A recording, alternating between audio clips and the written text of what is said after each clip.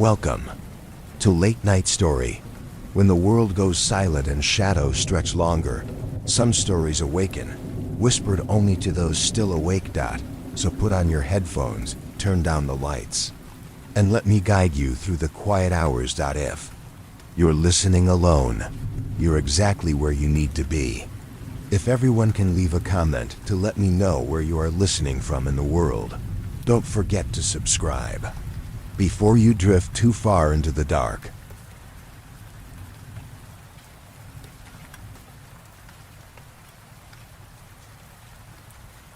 Of Night and Day, Chapter 13. As the sun set, Yuki and Saren arrived at the hospital. Prior to walking in, however, Saren placed a hand on Yuki's shoulder. She turned to him, confused. "I want you to make me a promise," Saren said, looking straight ahead, his body stiff, his smile absent. Yuki frowned, sensing an odd trepidation from Saren. "What is it?" "Please, try not to give Marika hope," Saren said, sorrow in his eyes. Yuki narrowed her eyes on Saren. "Saren, that's all we can do." Saren shook his head. "Famel's only path now is a merciful doctor and painkillers." "What?" Yuki shouted. "Saren, he could pull through," she pointed out. Saren gave a nod. "Perhaps. At best, he'll lose the functions of a large portion of his body and suffer paralysis." He shook his head. "But he was missing a wing, Yuki. He'll never fly again." "So?" Yuki cocked a hip, anger filling her. "I didn't fly before I came here." "That's different, Yuki." Saren turned to her. "Please trust me." Yuki crossed her arms indignantly. "We're going to be there for Marika as moral support. That includes keeping her hopes up." Saren took a deep breath. "Yuki, please just remember what I said." "And you?" Yuki poked his chest. "Just remember what I said. We're here for Marika and Famel." Saren gave her a nod, and the pair walked into the hospital. Things had calmed down considerably, and it seemed like any other evening at the hospital. Yuki was surprised that everything had, for the most part, returned to normal. Marika, however, was pacing through the lobby, her eyes on a clock affixed to the wall. Saren and Yuki walked over to her. "Any news?" Yuki asked. "None," Marika said as she slowed down, but her pacing did not cease. "He saved me. He risked his life to save me," she shuddered. "Did you see his tail? My poor Famel." Saren frowned. He knew Marika was trying to keep herself hopeful, but Saren knew what he saw. But Famel did not have a good chance at life, and Saren had to speak. "Marika, you may need to consider the gravity of Famel's injuries." Marika shot Saren a stern look. Saren withered slightly under her iron glare, but continued. "The Guardians will watch over Famel, no matter what happens. Famel is not weak." Marika growled. "He will pull through. He's going to make it. He's not going to let this beat him as Alia did." Immediately Marika's eyes widened, and she stepped back. "I am sorry, Saren." Saren's whole body tensed, and he glared at her. "Famel won't make it," he said matter-of-factly, and stormed off. Yuki followed after him, doing her best to take Saren's hand. "Oh, Saren." Yuki could feel his storm of emotions. Mourning, anger, and betrayal seethed inside of him. "Not now," he said softly, turning to Yuki. "Please, Yuki," he heaved a sigh. "Give me a few minutes." Yuki gave Saren a nod, kissing his hand. "I'm here." Saren nodded and continued to walk down the hallway. Marika placed her hand on her face and sat down, tears slowly flowing. "I'm so very sorry. It's just that I'm so scared. Can you please tell him I'm sorry? You know what he's gone through," Yuki said, approaching Marika. "Why would you say something so harsh?" Marika took a deep breath and then glanced at Yuki, her expression softening. "It came out too fast for me to stop it. But you know how close he was with Alia," Yuki reminded her. "I was close with Alia too," Marika confessed. "She was like a sister to me." "Yeah." Yuki sat next to Marika. "I saw a photo at Saren's." Marika shook her head. "It was such a novice mistake on her part, honestly." She heaved a sigh. "I know Saren has been mad at her for what she did." Marika turned to Yuki. "To be honest, I've sort of been mad at her as well. It cost her her life. I forget sometimes that she's gone, that she left Saren too. I forget his heart is just as empty as mine, if not more, but he blames her far more than I do." She looked at Yuki. "I'm sorry, you probably don't understand." "I understand." Yuki looked down the hallway, unsure when Saren would return. "Do you?" Marika frowned. "Have you ever done anything in your life where any wrong move could be your last?" Yuki gave a nod. "Yes. I mine asteroids. We mine the nearby asteroids between Night and Day. usually trapped between your moon and your planet. You, Marika lifted an eyebrow. Hunt rocks. More or less. Yuki smiled at the description. But these are floating boulders. Many of them are several times larger than the ship I'm in. I have to bring them back to our cargo ship, where we bring them back today for processing. Sometimes we bring back asteroids so large we have to move them and mine them in Dei orbit into more manageable sizes. Yuki beamed as she grew excited, reminiscing about her profession. Marika looked down. So you face danger too, Dot. It's how I got here, Yuki explained. A magnetic asteroid messed up my ship's instruments and I crash landed. I nearly died a few times just getting here. Yuki explained, glossing over the finer details. Marika looked to the clock. Do you agree with Saren? That family won't make it. Yuki grimaced, her attempt to steer the conversation elsewhere having failed. Saren didn't seem confident. But Yuki tried to instill some amount of hope in Marika, despite Saren saying otherwise. Unite are tough, was the best Yuki could come up with to comfort Marika. Marika gave a nod, her eyes still locked on the clock. As the silence between the pair grew, Yuki turned to Marika. Have you ever heard the phrase, silence drives you crazy? Marika turned to look to Yuki, her eyes blinking for what seemed like the first time. Have you ever lost someone you thought would always be there? Yuki nodded. My father. Marika smiled wistfully. No, I mean a very close friend? Almost like a sister who you shared everything with. Yuki glanced to her feet, sadness in her eyes. Yuki turned to Marika. Why? Did you lose a sibling? Marika faced Yuki, Alia. Marika sighed heavily. She was like my older sister. I looked up to her. She was prettier than me, more gifted, stronger, and she was just... Marika paused, grinning as nostalgia took over. Genetically superior to me. She clenched her jaw, my rival. I often wonder if that is what drove her to do what she did in the end. What ultimately took her from me and ended her. Yuki glanced down the hallway, noting that Saren did not appear to be returning anytime soon. Yuki turned to Marika. Could you maybe elaborate? Yuki prodded. What do you mean genetically superior? Your bones, Marika asked. They're like ours, yes? Hollow. Maybe even slightly fragile, to be lighter when you fly, yes? Yuki nodded. Yeah, my wing bones especially. Well, Alia was different. Marika smiled wistfully, and Yuki could feel a sense of respect and admiration swell in Marika. She was from a long line of huntresses. Sadly, most huntresses do not live long enough to have a long line of offspring, you see. We generally don't make it past 50. Really? Yuki frowned. That's a dangerous job. Marika nodded.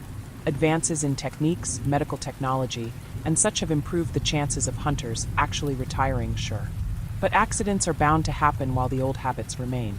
The chances of a huntress living past 150 are slim. Yuki was shocked at Marika's explanation. Did you just say 150? Marika laughed. Well, sure. I mean, the oldest knight I've ever heard of is about 220, and who wants to be that old? Yuki let this new information sink in as she considered how long Saren would be without her. For that matter, how old was Saren now? Was he 100? Yuki was in her late 30s at this point, and Saren seemed so young it never occurred to her to ask him his age. Yuki decided to table the thought for later. For now, she had more questions about Alia before Saren returned. Wouldn't solid bones make Alia slower? Yuki asked. Marika shook her head. Alia's claws were different. Her hands, wrists, and arm bones were solid. They were stronger than any other huntress's claws. Her toe claws and feet were even solid. Marika leaned back. The rest of her was normal, you know? Hollow otherwise, but she could cut into flesh that other huntresses couldn't penetrate for fear of breaking our claws or hands. Yuki followed along as Marika explained. Marika sighed heavily. Alia being the most beautiful huntress also added to our sibling rivalry. Yuki looked Marika over. She had a few scars on her arms, but otherwise her skin was smooth. Marika's lips seemed large and her horns straight and long out of her forehead. Her arms and legs clearly were muscular and toned. Yuki didn't find her attractive personally, at least not in her own view. You keep mentioning that. I thought you were huntresses. Why are you so focused on your looks? Marika laughed. It's not me, it's everyone else. What do you mean? Yuki raised an eyebrow quizzically. Marika motioned towards a small end table. I have a chute in that magazine there. Yuki frowned. A chute. Yuki reached over to the magazine in question. Yuki opened it up, and after flipping through a dozen candid shots of other female knight, in little more than jewelry and scant fabrics, she found a centerfold of Marika. Marika laid on a bed of gold, Her scales shimmered in the stage lighting, a lens flare adorning her toe claws. She wore a form-fitting dress that ended mid-thigh with gold and silver bejeweled chains wrapped around her hips. On Marika's ankles were anklets and fine chains of silver, as well as a few rings on her toes. Even Marika's arms had gold and silver armbands, a slew of bracelets on one wrist and golden bracers on the other. Coils of chains of necklaces, as well as what appeared to be a silver collar with a massive emerald gem embedded in the center. Her horns had many chains as well that linked between them. She also had a few rings that fit snugly on her horns. Even Marika's ear fins carried earrings and other bits of gold and silver. Her snout was pointed towards the far corner of the page with a sensuous smile on her face, her eyes closed in what appeared to be ecstasy. Alia and I were rivals and friends, but we posed together a couple of times for magazines like that, Marika pointed out. Is this some kind of pornography? Yuki asked.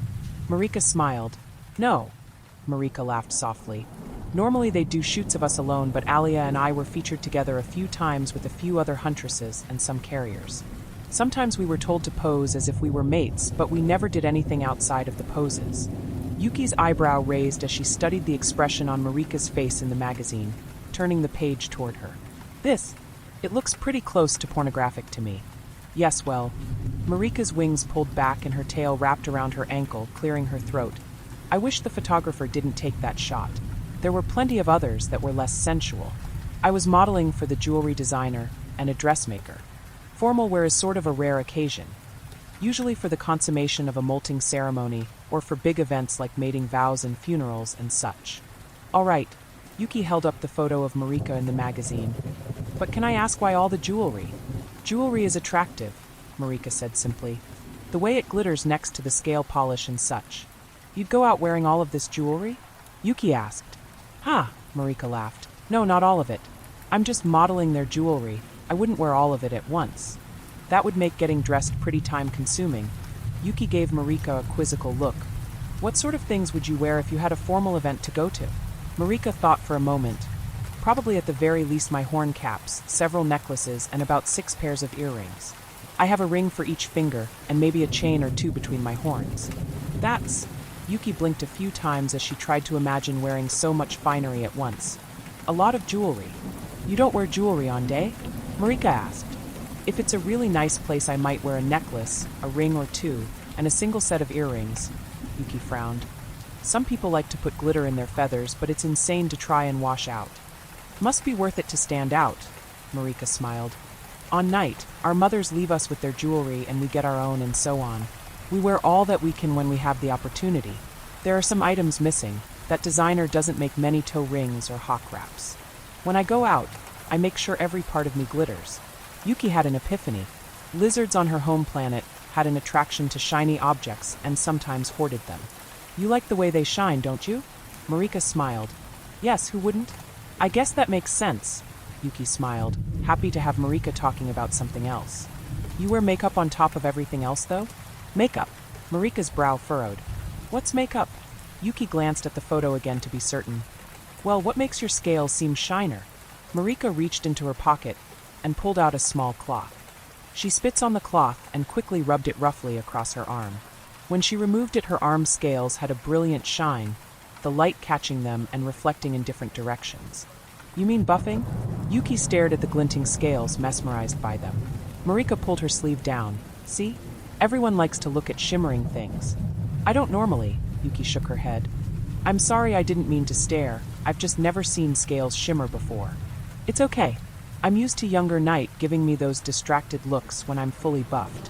When Night is young, you see, they're more easily distracted by jewelry and buffed scales. They say they're old mating signals. So, Yuki began. Alia and you competed so much, but you were still friends? Marika closed her eyes. Yes. A friendly rivalry, like my sister, you could say. Marika stood up and walked over to Yuki, placing her forehead against Yuki's. It's easier for me to show you like this. Yuki was looking into Marika's eyes now, deep yellow pools which shimmer with a sheen of fresh tears. Wait, I'm not Dash, Yuki shivered a bit. Something was trying to get to her, to reach into her mind. This feels familiar. It sounded at first like a whisper, something asking to come into her mind. Yuki was afraid. Nothing like this had ever happened to her. It felt like something was gently prying at a door she didn't realize she had in her head. "Relax. Let me show you," Marika cried. Yuki relaxed slightly, and suddenly Marika's eyes widened, the slit iris widening so large that they took up all of Yuki's vision, and suddenly everything went black. Yuki wasn't in the hospital anymore. She was watching Marika and Alia, laughing around a campfire. Alia smiled, tossing a charred piece of flesh to Marika. "I completely outdid you again." The light shimmered off of her pronounced snout, her yellow scales glittering. Her claws looked dirty, a deep maroon covering them. Thick white and blue leather covered her chest, arms, and shoulders, while a gray set of leather pants hugged her muscular legs. Despite Yuki having seen the statue of her in Saren's vision, the image before her astounded her. Marika laughed. "Yes, well, you may have gotten the biggest kill of the day, but the week isn't over yet." Alia laughed as a man, his skin shimmering white, landed near her, alongside Famel, who smiled holding a magazine in his hands. Famel, where have you been?" Alia questioned. Fettel, the white male, smiled, being graced by the huntress who got the cover of Shimmer. "Again," he pointed to the magazine Famel held, which had an image of Alia in a lusty pose wearing copious amounts of jewels on the front cover. "I'm one lucky carrier to be partnered up with a huntress who's gotten the front cover. What, for issues already?" Famel said, smiling. Alia frowned. "Famel, that's..." Marika stood up and walked off in a huff. Alia sighed, chasing after her. "Marika, wait. They told me that they would put you on the next issue." "Marika." Marika turned to Alia when the two were alone. "You know, sometimes you show off too much. Just once you should tone things down a bit. Let anyone else have the spotlight. You know what young men do with those things, don't you? You have a mate back home, Alia. What about Saren?" "I know that, Marika." Alia's bright eyes and shimmering scales glinted in the moonlight as she smiled sweetly to Marika. "You have someone you like waiting for you, don't you?" Marika growled. "That's just it. Why do you have to show off now?" Alia sighed. "It's just what they wanted. I didn't know about the cover until now either." Marika took a deep breath. That issue?" Marika confessed. "I put my proposal in there. They said I'd have the cover. To make it special." Alia flipped through the pages and gasped, pulling a full centerfold out of Marika in similar garb as the other models, but with jewels forming letters across her body spelling out Gether's mate. "Marika, why didn't you tell me?" "Oh, Guardians, this is great!" Alia exclaimed while hugging Marika. "He's going to accept, I just know he will. Oh, you two will have such great wormlings." "I suppose," Marika laughed while she hugged back, looking the centerfold over. "If they gave me a full centerfold like that, then I can take this in stride." Alia smiled wide, showing flawless yet dangerous-looking teeth. "I don't do these things to outshine you on purpose." Alia's smile weakened slightly. "You do know that, right, Marika?" Marika gave a weak nod. "Great," Alia announced. "Then let's eat." The scene shifted quickly. A massive creature, its head over 6 meters tall, loomed overhead. 2 massive legs made up the majority of its height. This was due to the creature leaning forward, its body almost perpendicular to its legs.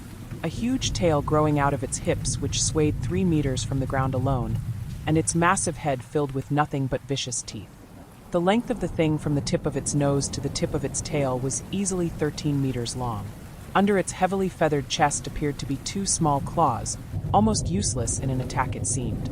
Its massive head and body balanced by its equally large tail. It was covered in white and black feathers running along its body, stopping at its massive haunches, leaving the bottom of its legs and claws bare, showing brown scaly skin. "Shit!" Marika growled. "Come on, Alia." Alia was looking up at the mighty creature from the fallen corpses of a pair of bronzy. "Alia!" Marika shouted, trying to snap Alia out of her reverie. "We need to go. That thing will probably fill up on our bronzy and leave after it's gorged itself." Alia's flawless snout split into a wide smile, and her sapphire eyes glinted with a surge of energy. "I'm going to find out what scavenger blood tastes like," she shouted as she leaped into the air with a flourish. "Alia, are you crazy?" Marika yelled frantically. "That's a scavenger. A big one." Famel laughed. "Get him, Alia."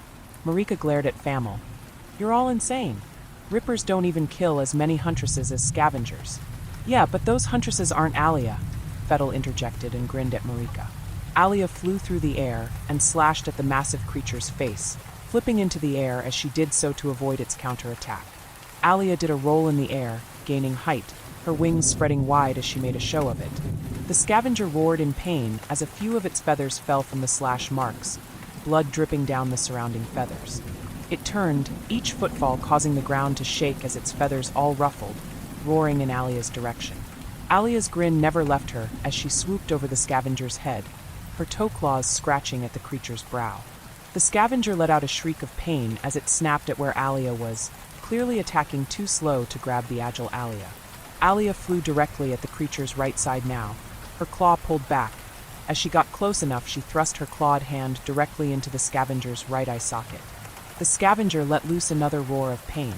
It staggered to the left, its massive tail swinging and crashing into a few trees. "Move!" Marika shouted as Famel and Fettel jumped out of the way of falling trees. As Alia attempted to pull her arm out of the scavenger's eye socket, the creature began to whip its head about violently. By the time Alia finally freed her arm, she tried to launch herself off the massive scavenger's right cheek with her foot. But as the scavenger roared, her foot slipping within its jaws. The scavenger thrashed its head toward Alia as it slammed its mouth down on Alia's legs and midsection. Now it was Alia who roared in pain. "Alia!" Famel roared and now flew towards the scavenger. Alia struggled for a moment as she was thrashed about by the massive creature. Alia let loose a mighty roar that shocked everyone around her. With desperation, Alia frantically clawed at the creature's face. Her sharpened claws stripped the feathered skin from a corner of its massive jaws.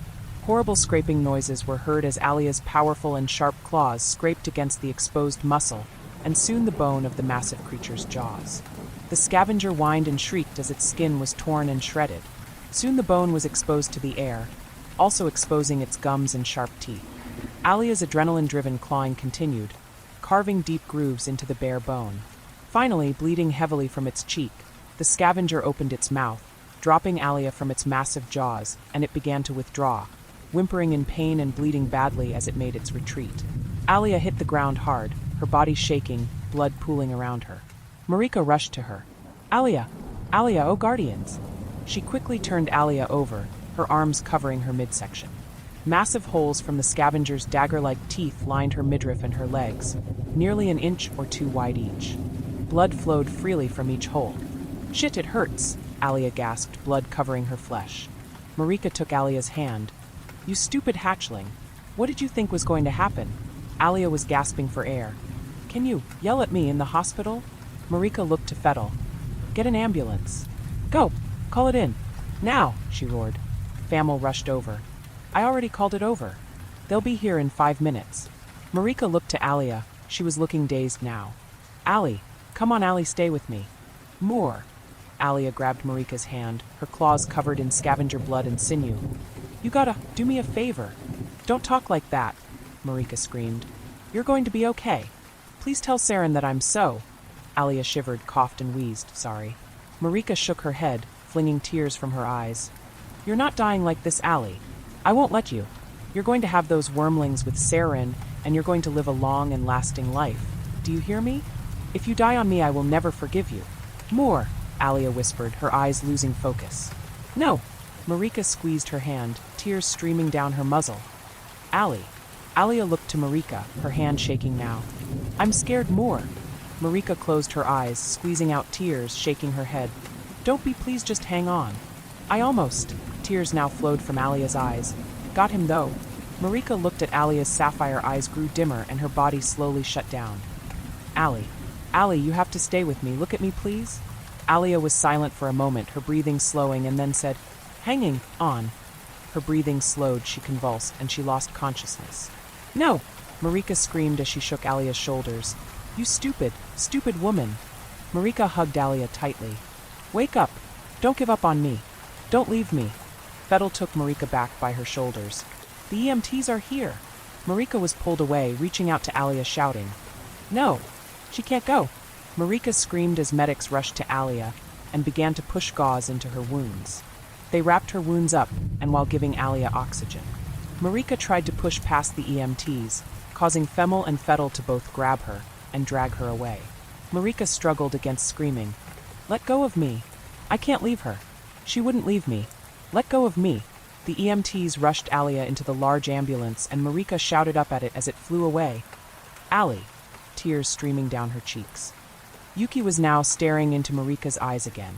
Yuki leaned back, tears running down her cheeks. She died in the hospital not soon after? Yuki asked. I don't want to go through that again, but... Marika's eyes looked to the floor. But sadly, here I am once more. Can I ask a question? Yuki tried to change the subject. Sure, Marika smiled wistfully. Famil was Alia's carrier? Yuki questioned. Marika nodded. Yes, he was. And Fettel? Yuki's brow furrowed, hoping Fettel was still around. He got injured, but he's still alive, Marika smiled. He's retired from carrying. He trains new recruits now. Mommy! Tassel's voice cried out from the hospital doorway. Yuki shivered, shocked at how much Tassel reminded her of Alia, as the small yellow knight ran to Marika. Is Uncle Famil okay? Tassel frowned. Yuki's eyes locked onto Marika's, and the two shared a feeling of dread. Lie to the child to make her feel better? Or temper her expectations? Marika's eyes grew wet as she realized the truth. No baby, he's not. Tassel hugged Marika tight. It's okay, Mama. Carriers' jobs are to protect their huntress. Uncle Famil did his job really good because you're okay. Yuki turned from the scene, tears still leaking from her eyes, as she noticed Marika finally let her tears flow. More! Tass! A man's voice now called out. Yuki turned to see a man with brown scales and what she could best describe as robes. They were similar to the robes Saren wore, though not colored as a nurse's uniform. The man approached with a distraught look on his face. His build was far less muscular than Saren's, and his eyes were a yellowish orange. The man rushed to Marika, his eyes wet. I saw the news, he hugged Marika tightly, burying his face into her shoulder. I was so worried. I'm fine, get there, Marika huffed, rolling her eyes as she draped her arm over his shoulders. I'm sorry. Gether pulled his head back from Marika's shoulder. I was just so worried. You're always worried, Marika snapped, pushing him from her. Always trying to tell me that hunting is too dangerous. Like you would know. Tassel frowned, looking up to Marika. Mama, please don't fight with Daddy. Marika sighed heavily. Sorry, baby. She looked at Gether. Thanks for bringing her here. Like I could keep her away from you for too long. Gether looked down to Tassel. She wants to follow in her mother's footsteps. Shocking, I know. Marika gave a cocky smile, considering her lineage. So, you know why I'm so worried? Gether shot back, considering her lineage. Gether, not now, not here, Marika snapped. I think this is the perfect place, actually. Gether stated. And why is that? Marika narrowed her eyes. Gether shrank back slightly but cleared his throat. Because I don't want to have to bring Tassel in someday for when you're in here. Marika hissed. I hunt so that hundreds can be fed. And you've done it long enough. Gether shouted, startling Marika. Yuki could feel the love coming from Gether, and she wondered if this was the thing that had clearly driven a wedge between the two former lovers.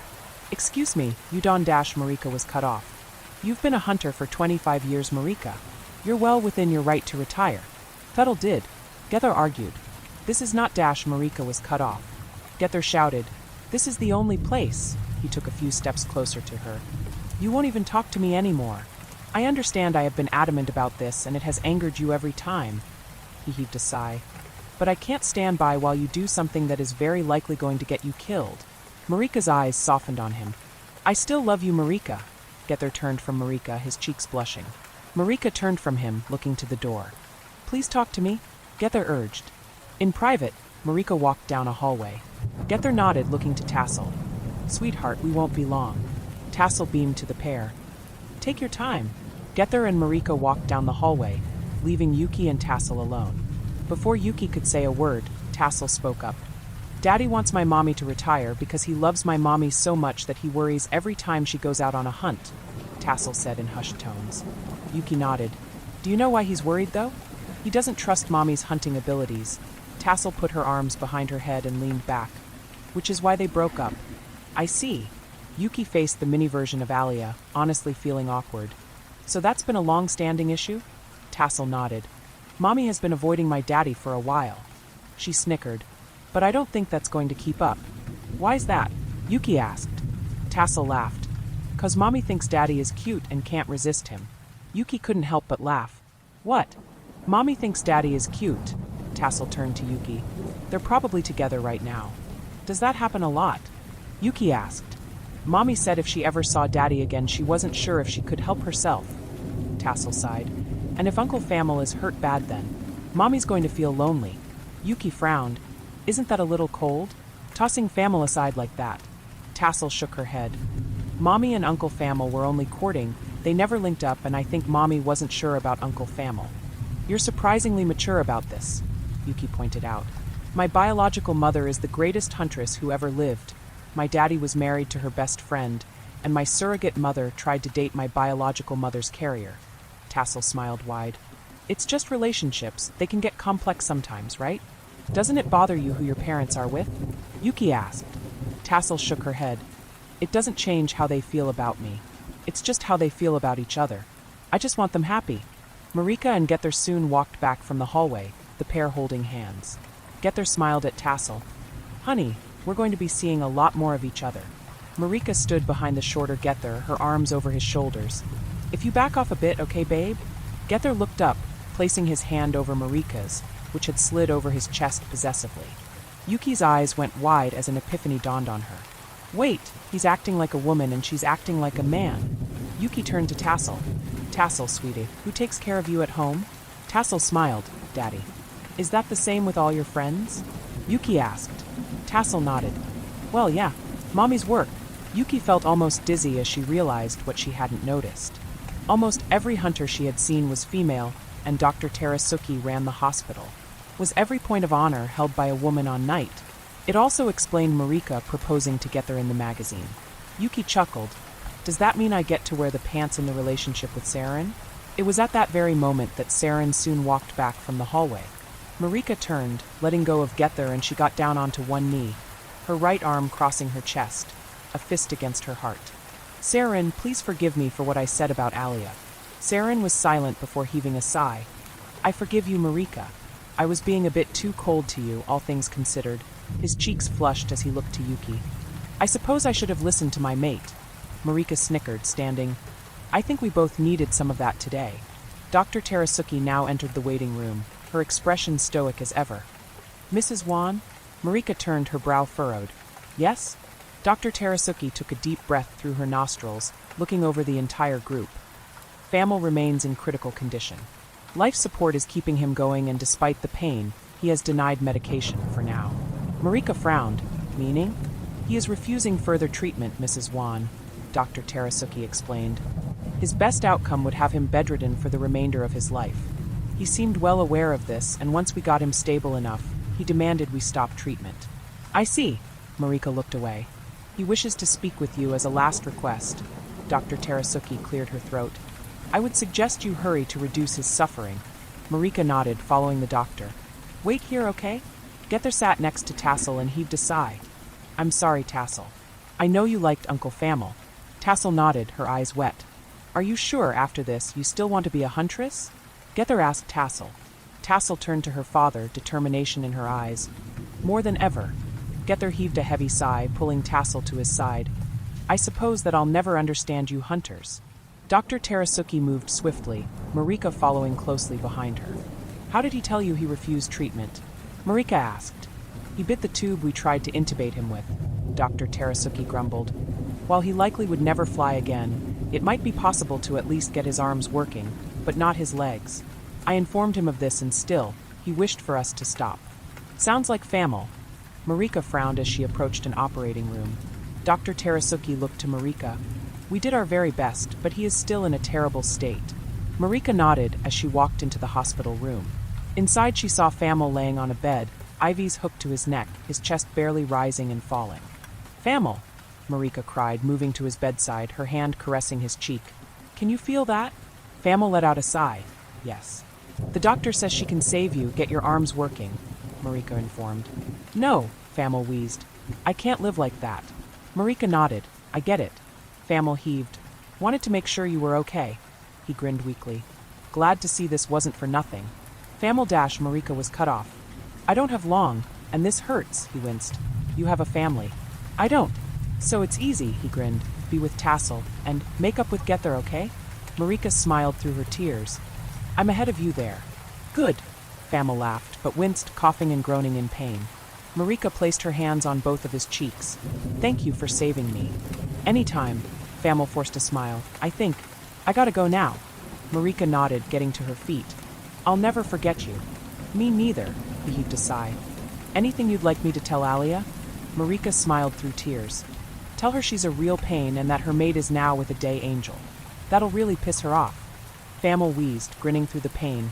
I'll be sure to tell Alia. And that I miss her so much. Marika pushed a sob down. But I'll miss you more, Famil. Now that's, Famil gasped, a compliment. Dr. Terasuki approached Famil with a needle. You're opting out of treatment and requesting this hospital only ease your transition. Is that correct? Yes, Famil gasped. You certify you are of sound mind? Dr. Terasuki said stoically. Yes, Famil hissed, barely audible. Dr. Terasuki injected something into his fore, quickly walking out of the room. Goodbye, Famil, Marika whispered as tears leaked from her eyes and down her cheeks. Famil sighed contentedly, his eyes dilating as powerful drugs numbed him. Saya on the other side, he slurred. Marika left the room after a few minutes. Dr. Terasuki was wiping tears from her eyes as she turned to address Marika, her stoic expression back. The hospital will handle the rest, Mrs. Wan. Thank you and Famil for your service. Marika shook Dr. Terasuki's hand and headed back to the waiting room with a heavy heart. She dreaded having to tell Tassel that Uncle Famil was with Alia now.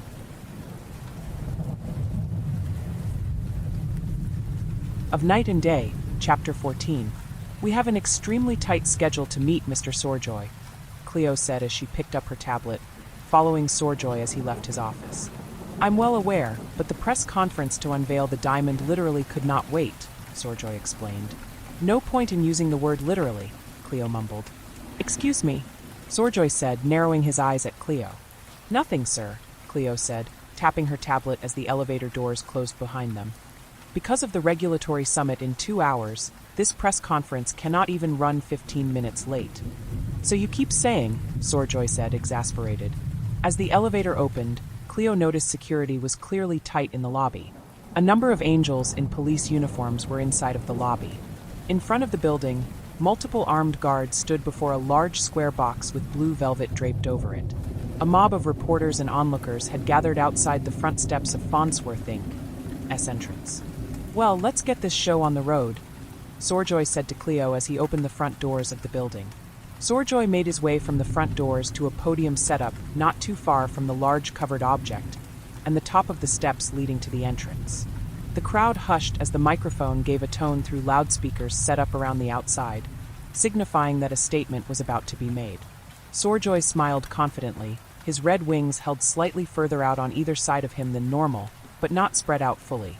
Ladies and gentlemen, I'm sure you've all heard the rumors surrounding Farnsworth Incorporated's latest acquisition. The crowd's excited murmur grew louder as flashbulbs popped again in another round of photos. Amidst the recent tragedy that Farnsworth Incorporated has experienced, there was a surprise among the minerals we had found. This past week we have been working on presenting this brilliant find to the masses. More flashes illuminated Sorjoy and the podium.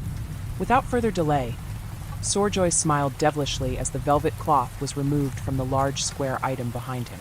He stepped to the side to reveal the massive stone behind him. The stone was no longer rough in any place. Rather, the surface was now flawlessly cut, with thousands of facets catching every light shone. Rainbows shimmered deep within its flawless depths, and the crowd gasped in awe. As the cameras flashed, even more beautiful patterns of lights emitted from the massive stone. The glittering marvel behind Sorjoy even reflected fleeting beams of light off of his slightly opened crimson wings. The weight is over 226 kilos for this single stone alone. There are shavings, which weigh in over 1,000 carats. Those will be marketed separately for the most part, Sorjoy continued. A hand quickly rose from the mob of press, and Sorjoy grinned, noticing a familiar face. Ah, Mr. Reesum? Nice to see you again. You have a question? As a matter of fact, David Reesum from Feather News smiled at Sorjoy. I do. Do you actually plan to sell such a valuable and rare find? Shouldn't such a thing belong in a museum? Sorjoy grinned. If the museum can afford this gem, then they are more than welcome to it, sir. However, I am a businessman. There were murmurings. A very successful businessman. The profits from this find alone will stimulate this economy in ways that most could only dream of. Sorjoy's sly smile grew only more confident before saying, Unless you're advocating that this sort of find be seized by the government. David sat down, narrowing his eyes on Sorjoy. If he continued further, he knew where this line of questioning would lead. Accusations of socialism, anti-business acquisitions, and other such slander. things the older reporter was smart enough to avoid. Tomorrow we will announce official bidding for the gem. The cut, as it were, was done by renowned gemologist and jeweler, Mr. Phineas Jarvis. Phineas, the same smallish imp from the lab, stood next to the police security. He had brown skin, wore a white coat and suit underneath. He took a bow, a distant look in his eyes as he reached for the gem, only to have a uniformed officer adjust his position to separate the imp from it. "Are there any other questions?" Sorjoy asked the crowd. Another reporter stood up quickly, raising his pen. "Mr. Sorjoy, New Evangelical Post. What are you going to name this incredible diamond?" Sorjoy stood closer to the diamond opposite Phineas. "We've decided to name it." He paused for dramatic effect, looking over the swath of reporters. "The Heart of Lucifer." As Sorjoy said this, his own eye caught the blue liquid within, trapped for however long it was inside. He wondered what it was, but wanted to leave it a mystery to drive up the price.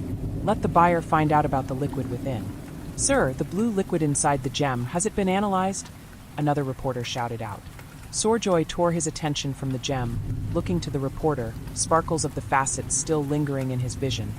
"We have not been able to identify exactly what the fluid is, but we have affectionately referred to it as the blood of Lucifer." Hoffman sat in his darkened office smoking a thick cigar. His TV blared, "The Blood of Lucifer." Hoffman shut it off, grumbling to himself. He sat on his office chair wearing a white dress shirt, a cigar in one hand, and a brandy in the other. Little whelp is going to have even more leverage in the organization. He stood up, growling to himself. How do you take a corporation from near bankruptcy to profitable in under 2 years? He shouted, "Lucky break after lucky break." A thin, blonde-haired man with flawlessly white feathery wings walked into the room in a similarly well-fitted light blue suit. "Sir, I have excellent news for you." "Oh!" Hoffman sat down, puffing his cigar. "What have you got for me, Robert?" "It's actually Richard, sir." Richard Smith, the blonde-haired angel, explained as he approached Hoffman. "We just received some interesting confidential information sent our way."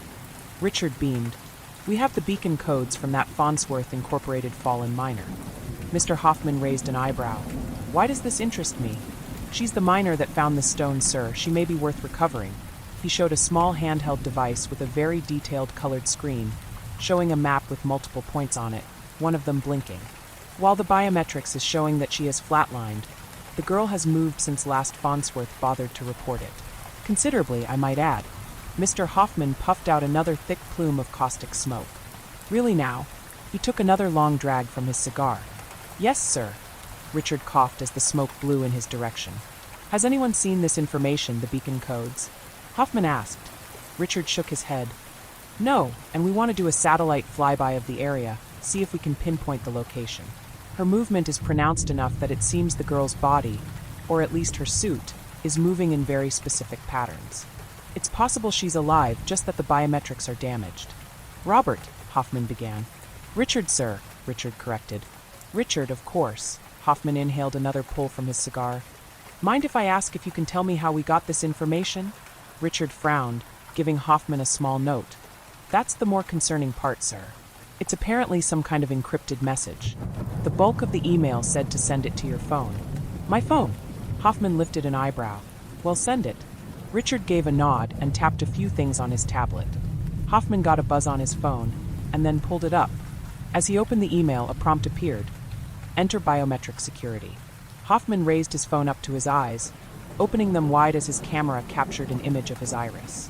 Hoffman glanced back down to the phone to see. Biometrics accepted. Access granted to Albert Hoffman. Hoffman read the message, his eyes wide. "Get out," Hoffman barked. "Sir?" Richard asked, confused. "Get out," Hoffman shouted. Richard jumped at his tone and turned to leave quickly. "I need to make some phone calls," Hoffman growled as he finished his brandy in one gulp, slamming the glass down on his desk. "A very lovely press conference, Mr. Sorjoy," Cleo praised as she tapped a few items on her tablet, sitting in the limo. Cleo sat across from Sorjoy as she tapped away. "Mr. Sorjoy, do you have the notes for your speech for the regulatory committee?" Sorjoy grumbled. "I hate doing this sort of thing in public forums. Hoffman and I normally just set the rules we agree upon anyway. It's not like these regulators have any idea what they're doing otherwise." "Be that as it may, Mr. Sorjoy," Cleo began. "Here are your speech notes." She offered a small set of index cards. Sorjoy pushed them away. I won't need them. We've rehearsed the questions and answers enough times. I'll send them to your phone regardless, Cleo grumbled and placed the cards in her messenger bag. Sorjoy's phone rang, and he reached for his pocket, blinking in surprise to see it wasn't the phone he was used to that was ringing. Another chime and Sorjoy's eyes went wide. Shit! Something wrong, sir? Cleo asked, concerned. I only just sent over the email. Sorjoy reached into his lapel pocket and answered a much simpler phone. Sorjoy. A voice on the other end spoke. Emergency meeting. Thank you. Sorjoy ended the call, looking to the building they had just pulled up to. Cleo, head in, I may be a while. Cleo frowned. Mr. Sorjoy, the conference is in less than an hour, and they will not reschedule. If you're not present, Mr. Hoffman's competing group will set the mining regulations for the next decade, Cleo explained. I'm well aware, Cleo, Sorjoy said, opening the door. I'll be there as soon as possible. Something else has come up. Cleo frowned as she slipped out of the limo. Something else? Sir, this is very important. Do what you usually do, Cleo, Sorjoy ordered before he shut the door. And handle it, Sorjoy demanded as he rolled up the window, the limo pulling away shortly thereafter. Prick, Cleo scoffed before turning and walking towards a large white government building. She walked up to the building, checked in with the security detail, and provided her credentials. Will Mr. Sorjoy be present? The clerk at the front desk asked. He said he would be here as soon as possible, Cleo informed, but not at this moment, no. The woman nodded and handed Cleo some documents and a lanyard with her face printed on the front. The committee is meeting down the hallway, Auditorium C. Auditorium? Cleo questioned. Yes, the clerk shook her head. This is apparently an impromptu hearing as well. What? Cleo shouted. We were not informed. No one was, the woman explained. Now move along. Cleo grumbled as she spotted another man behind her with blonde hair and white wings. Oh, hello. Richard, Hoffman's assistant, smiled to Cleo. Well, aren't you a lovely little thing? Cleo narrowed her eyes. I am not a thing, mister. Smith, he said, extending his thin hand. Richard Smith. He looked over Cleo as if appraising a painting. I have to say, the dye job is impeccable, even your eyebrows. Cleo peeked one set eyebrow. Excuse me? The white. He spread his own wings as he checked in. Pain to dye your wings, but it's a striking look, don't you agree? Cleo took a deep and calming breath as Richard spoke. The hair is a bit much though, Cleo cut him off. This is my natural hair and feather coloring, Cleo snapped. I suffer from a form of albinism, a lack of pigmentation in my wings and hair. Richard blinked at her. Wait, you mean your eyes aren't even contacts? No. Cleo widened her eyes at him as proof of this. If you'll excuse me, I have a conference to go to. Wouldn't you know? Richard grinned lecherously, holding up a similar lanyard to Cleo's. So do I. Cleo glanced at the ID and turned on her heel. Then I'll see you on the other side of the podium. Richard snickered to himself as he shamelessly watched Cleo's rear saunter off. Cute little white bird. Once inside, a few security personnel checked her ID and she was brought into a staging area. The committee meets in 20 minutes. All cell phones and mobile devices need to be set to silent in 15, the large angel advised. Thanks, Cleo said as she moved to a set of chairs in the staging area. Cleo sat, tapping on her tablet and sending yet another series of texts to Sorjoy's cell phone. She looked up from her tablet briefly to see Richard, who gave her a creepy smile before looking rather distraught himself. Cleo fixed an earpiece onto her ear and tapped a few buttons on her tablet, using it to spy on Richard's conversation. Mr. Hoffman? Sir, where are you? I am certain you received my messages about the regulatory conference. Sir, it's a hearing. You need to be here. Richard whispered into his phone. Cleo frowned, leaning back in her seat and removing her earpiece. Why would both Sorjoy and Hoffman not be at this event? It's beyond important, she thought to herself. Nibirius soon tapped Cleo's shoulder. Cleo looked up to him. Not who I was expecting. Sorry, Nibirius sighed. Got some bad news for you. Is that bad news you telling me? I accidentally killed Sorjoy before you could get to him. Cleo narrowed her eyes. Because if you're about to tell me he ain't comin', Nibirius explained. Brilliant, Cleo snapped. Where is he? Honestly, Nibirius shrugged. I don't have a clue. Told me to come back here and wait for you. Didn't feel like waitin' in the car, so. I'm having a nightmare. Cleo shook her head. Wait, she turned to Nibirius. Did you happen to see anyone following that guy around? Cleo motioned to Richard. Nibirius looked up. The creep? Cleo nodded. Nibirius shook his head. No, can't say I did. Cleo grinned. Perfect. She checked her phone, looking at the time. Okay, there's still time to save the situation. She got up, making her way towards one of the representatives who sat at a large, shared podium with multiple microphones and seats. Each seat was filled with a representative or senator of some sort. An older fellow looked to Cleo. His hair was gray and his wings were wilted, though clearly once a vibrant blue. Excuse me, Cleo began, glancing at the placard in front of his microphone's son, Joseph Snod. Senator Snod? Snod smiled to Cleo. Yes, dear? What can I do for such a lovely lady? Cleo smiled brightly as she tried to push back her disgust. I'm Cleopatra Cassandra Walters from Farnsworth Inc., representing our SMAC division. Ah, Senator Snod chuckled. The S.M.A.Sayer. Cleo's smiled wilted.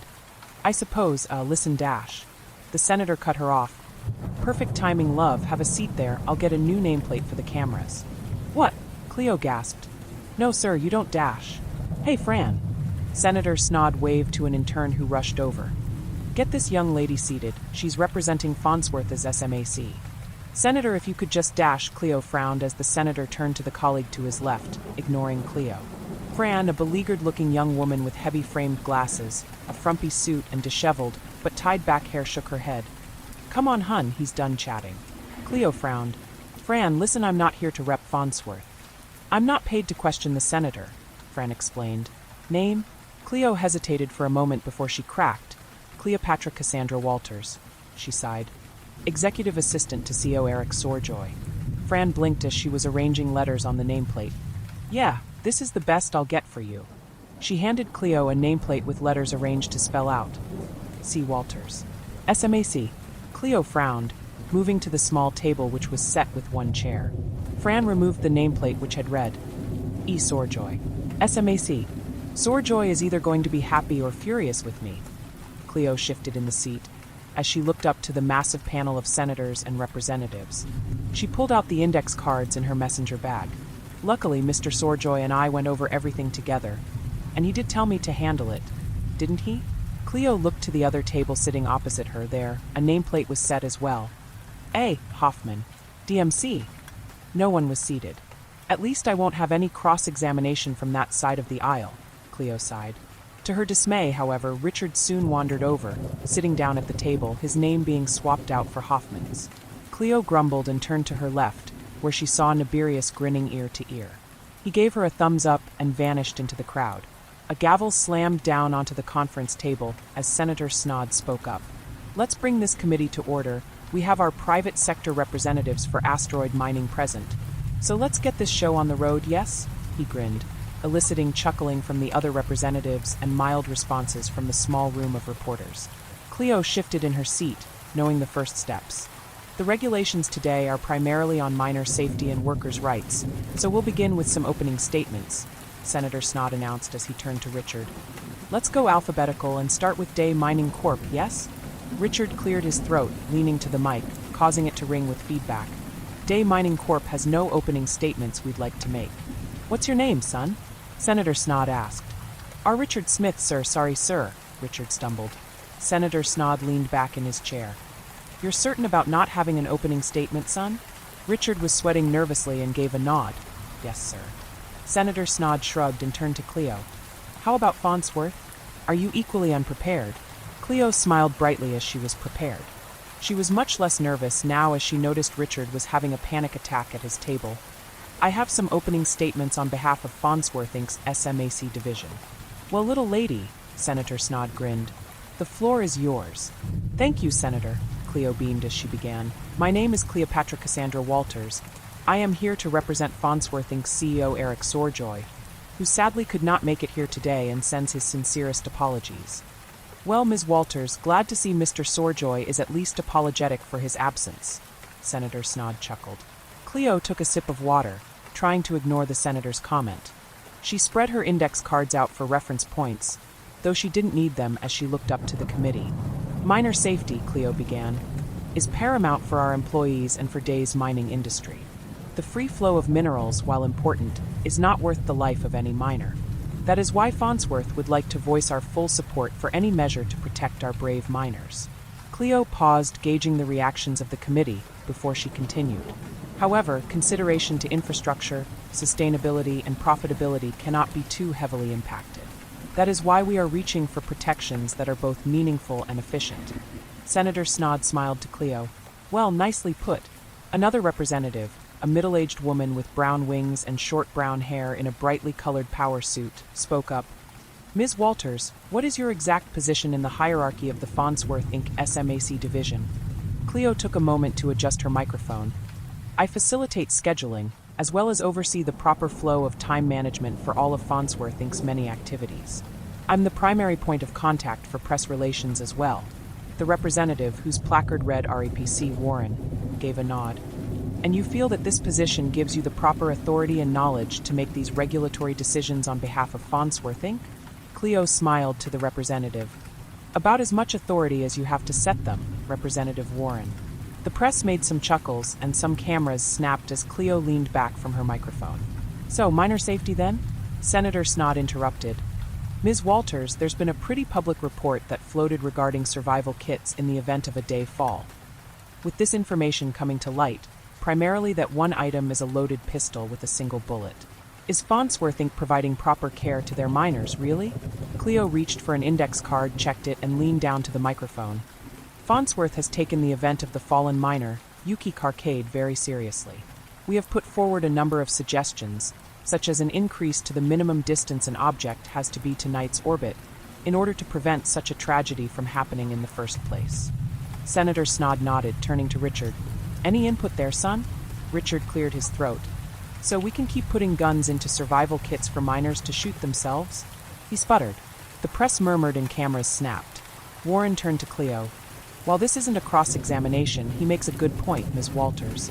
I find it barbaric that you would suggest that this practice isn't coming to an end. Cleo reached for another card, taking a sip of water.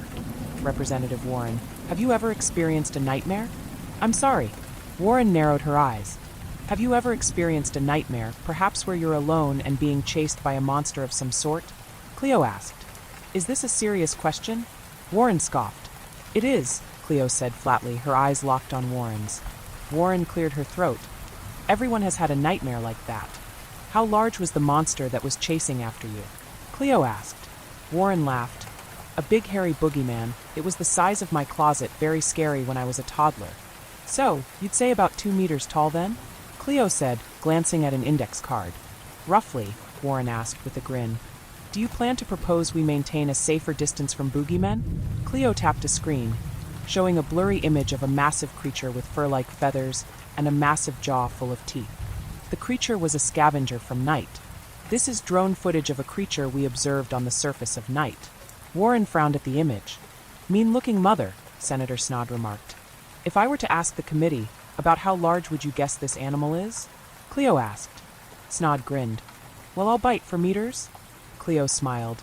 This creature stands 6 meters tall, is 12 meters long, and we estimated it is conservatively 10 tons. There was murmuring in the room, more photos snapped. This is not the apex predator of Night, Cleo said flatly, but it is a creature which roams freely. We took a stab at the numbers and determined that to have proper stopping potential, a .945 caliber rifle, which weighs in at 50 kilos, would be the only thing which could penetrate the hide of the creature while providing enough damage to fend it off. Warren now leaned forward, looking to the image. It's impractical to load such defenses on a ship, Cleo continued. And this is not the largest animal which roams the planet, I'll remind you. Richard shifted in his seat nervously. So if my competitor's representative wants to fill mining pods with an extra 50 kilograms of weight, while providing only limited protection and survival odds, and requiring a miner to square off against creatures like this, Cleo reasoned, I would respectfully call him insane. Senator Snod looked over some paperwork, and looks like adding that weight would limit fuel, distance, and safe travel. Warren leaned back, and I doubt that is a compact weapon. The rifle is normally something mounted on a military vehicle, Cleo pointed out. Those who test-fired it stated they would have preferred to have been hit by a motorcycle, regarding the recoil. Senator Snod laughed. Well, that puts that to bed then, he looked to the council. I don't know about you, but if that was about to eat me, I'd like to go peacefully. Cleo smiled wide to herself as far more regular questions popped up, each having a precise and efficient answer to them on her index cards. As the hearing came to a close, Senator Snod once more addressed Cleo and Richard. Well, I think that wraps us up. I want to thank Farnsworth Inc. for sending a knowledgeable rep to our chambers. Happy to be here, Cleo said. I want to thank the committee for hearing our case as well. Well, I think we can call this meeting adjourned. He looked to the other representatives for approval. All right then. He knocked a gavel on the table. We are adjourned. Cleo got to her feet, collecting her index cards and packing them into her tablet's carrier bag. Cleo, a man's voice whispered from the crowd. Cleo spun around so quickly she nearly snapped a heel, and who greeted her was someone she had not expected to see ever again. She narrowed her eyes at the man before her. He stood in a three-piece suit and had the same slicked-back dark hair Cleo remembered. A pair of small glasses sat on his face. Hello, Father. You're looking. Cleo looked him up and down, destitute. The man narrowed his eyes. What are you doing here? Well, at the moment, Cleo said, pushing her chair under the table. Leaving. And you?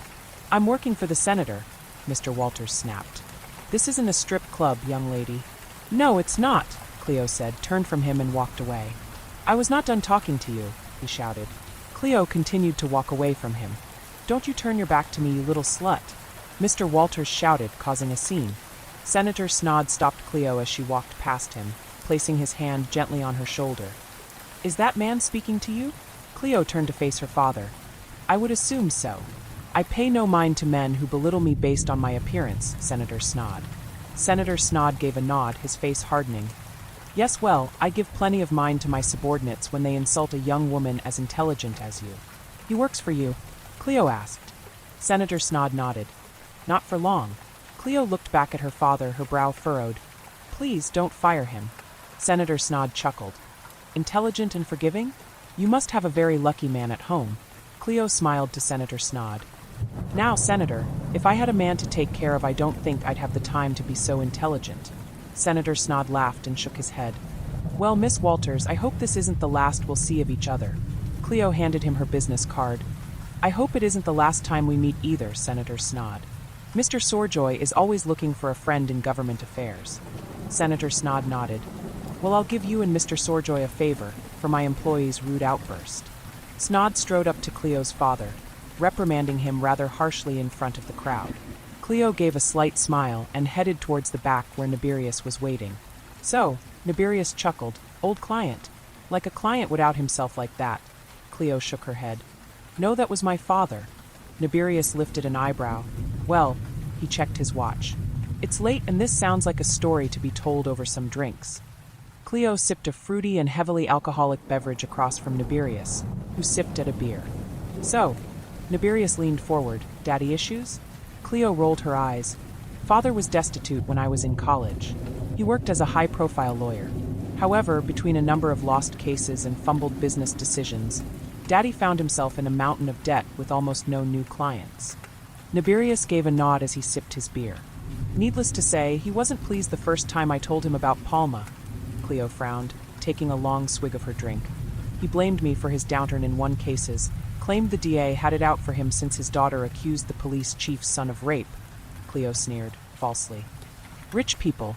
Nibirius shook his head. Watch it, Cleo mocked. I come from rich people. Yeah, but you wised up, Nibirius pointed out. Yeah, Cleo took a long swig. Getting raped twice by the same asshole while no one believes you or comes to your aid will do that.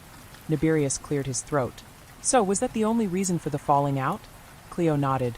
Him never believing me, blaming me for everything. Oh, yeah, and the day I got kicked out of college was fun.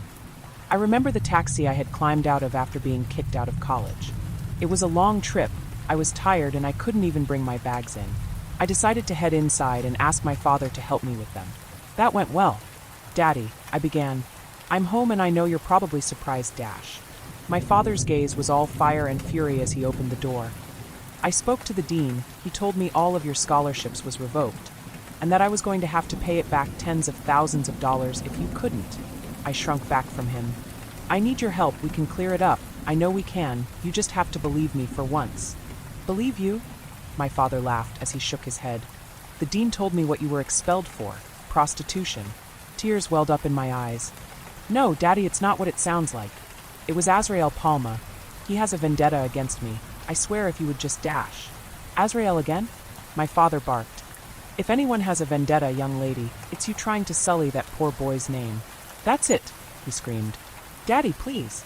I begged. Julius, please. I heard my mother from behind the door. Don't do this. I have one way to avoid this debt, he glared at me, pointing to the taxi. Get out of here. What? I shouted, shocked and hurt. Tears streamed down my face in a mix of sorrow and anger. Daddy, I need your help in your dash.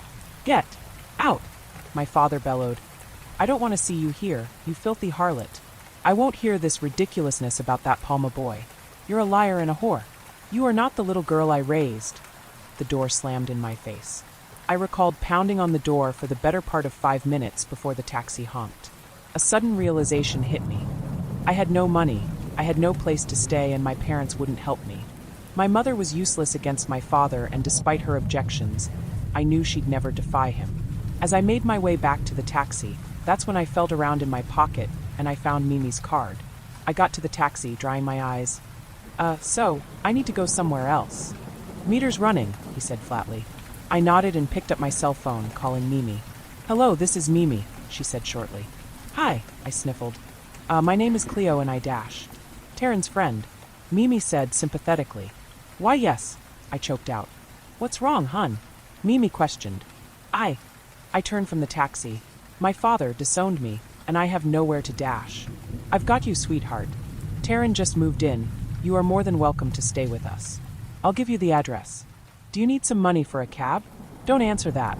Just come to the address and then we'll work something out, Mimi said kindly. The only person to give me any kindness that night was Mimi. Nibirius took a long drink of his beer, placing it down on the table hard. Wow, fuck. Yeah. Cleo leaned back, taking a long sip of her own drink. Fuck. Nibirius was silent, not sure how to respond to Cleo's story. Cleo was silent as well, looking out the window of the small diner the pair were sitting at. Nibirius shook his head, finally saying something. I can't imagine my daughter ever disappointing me, and if she needed my help I'd never turn her away. Cleo looked down into her glass. I would fight for her even if I thought she was wrong. Nibirius turned to Cleo. That's what fathers are supposed to do. Cleo gave a nod, her eyes devoid of emotion. You seem oddly calm, Nibirius pointed out. I've cried all my tears. Cleo took another sip. He's not worth any more of them. My father decided he would leave me to the wolves. Nibirius nodded. Cleo smiled as she looked at the ice shifting in her glass. I wonder if he ever suspected I'd join them? Speaking of wolves, Cleo thought to herself. Nab, where did Sorjoy run off to? Nibirius chuckled. Him? Oh, well, here's the thing. Sorjoy leaned back in the limo and pulled up his phone. Driver, new address if you would. He announced the new destination to Nibirius. Not a problem, Nibirius announced as he drove Sorjoy to a location on the far side of the city. Sorjoy got out, approaching the driver. Head back to where Cleo is. I'll have a ride back to the office. Nibirios lifted an eyebrow, shrugged, and drove off. Sorjoy made his way to a building and walked into an alley. He placed his finger against a door lock. After a brief click, the door opened to an elevator and Sorjoy entered. Sorjoy descended quickly from the dingy above-ground facility down into a well-kept and modern-looking hallway. As he walked to another doorway, he placed his thumb against the double doors, both unlocking. Nice to not be in front of annoying government regulators, huh, Sorjoy? Hoffman chuckled, walking up behind Sorjoy from an adjoining hallway. Hoffman, Sorjoy turned to him. Seems we were heading to the same place when we got the call. Hoffman scoffed. Something you want to tell me about said committee meeting? Outside of effective time management and scheduling, no, Sorjoy said. So you know nothing about this? Hoffman growled, showing a stream of the committee hearing on his phone to Sorjoy. Sorjoy's eyes went wide as he watched Cleo give the opening statement to the committee. What? You had a rep lined up? Hoffman growled. Well played, you little shit. I thought I would have caught you with your pants down with this meeting, and the committee would have to reschedule. But no matter, Hoffman grinned. Caught me off guard. Sorjoy questioned, his eyebrow lifting. Wait, how could you have known about this meeting beforehand? Hoffman grinned. Oh, Sorjoy, I'm the reason this meeting is happening at all. Mind cluing me in? Sorjoy asked. No, Hoffman said snidely. I don't think I will. Sorjoy narrowed his eyes and Hoffman forced himself past Sorjoy, walking to the long table as other members of the scale filtered in here and there. Both men took their seats at the long, opulent table, Truman sitting at the head, his oxygen tubes hissing as he labored his breaths. Hoffman sat to Truman's right, and Sorjoy even spotted Palma's father, Gabriel Palma, sitting next to him. Others all filed in, and Sorjoy took his seat opposite Hoffman. Mr. Truman knocked on his gavel, looking around the room, slowly getting to his feet. It seems everyone is here. Sorjoy and Hoffman's attention was fully on Truman as he spoke. It would seem that the scale has a problem, Truman announced. There were murmurs before Truman knocked his gavel down on the table again. Mr. Hoffman has provided unsettling information to me, he turned to Hoffman. Mr. Hoffman? Hoffman grinned and got to his feet. It would seem that the Yuki situation has not resolved itself. Sorjoy placed his elbow on the table, biting his thumb in frustration.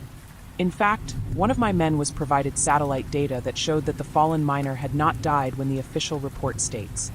Hoffman grinned to Sorjoy. Truman turned to Sorjoy, Sorjoy explained. Sorjoy got to his feet, taking a swift inhale.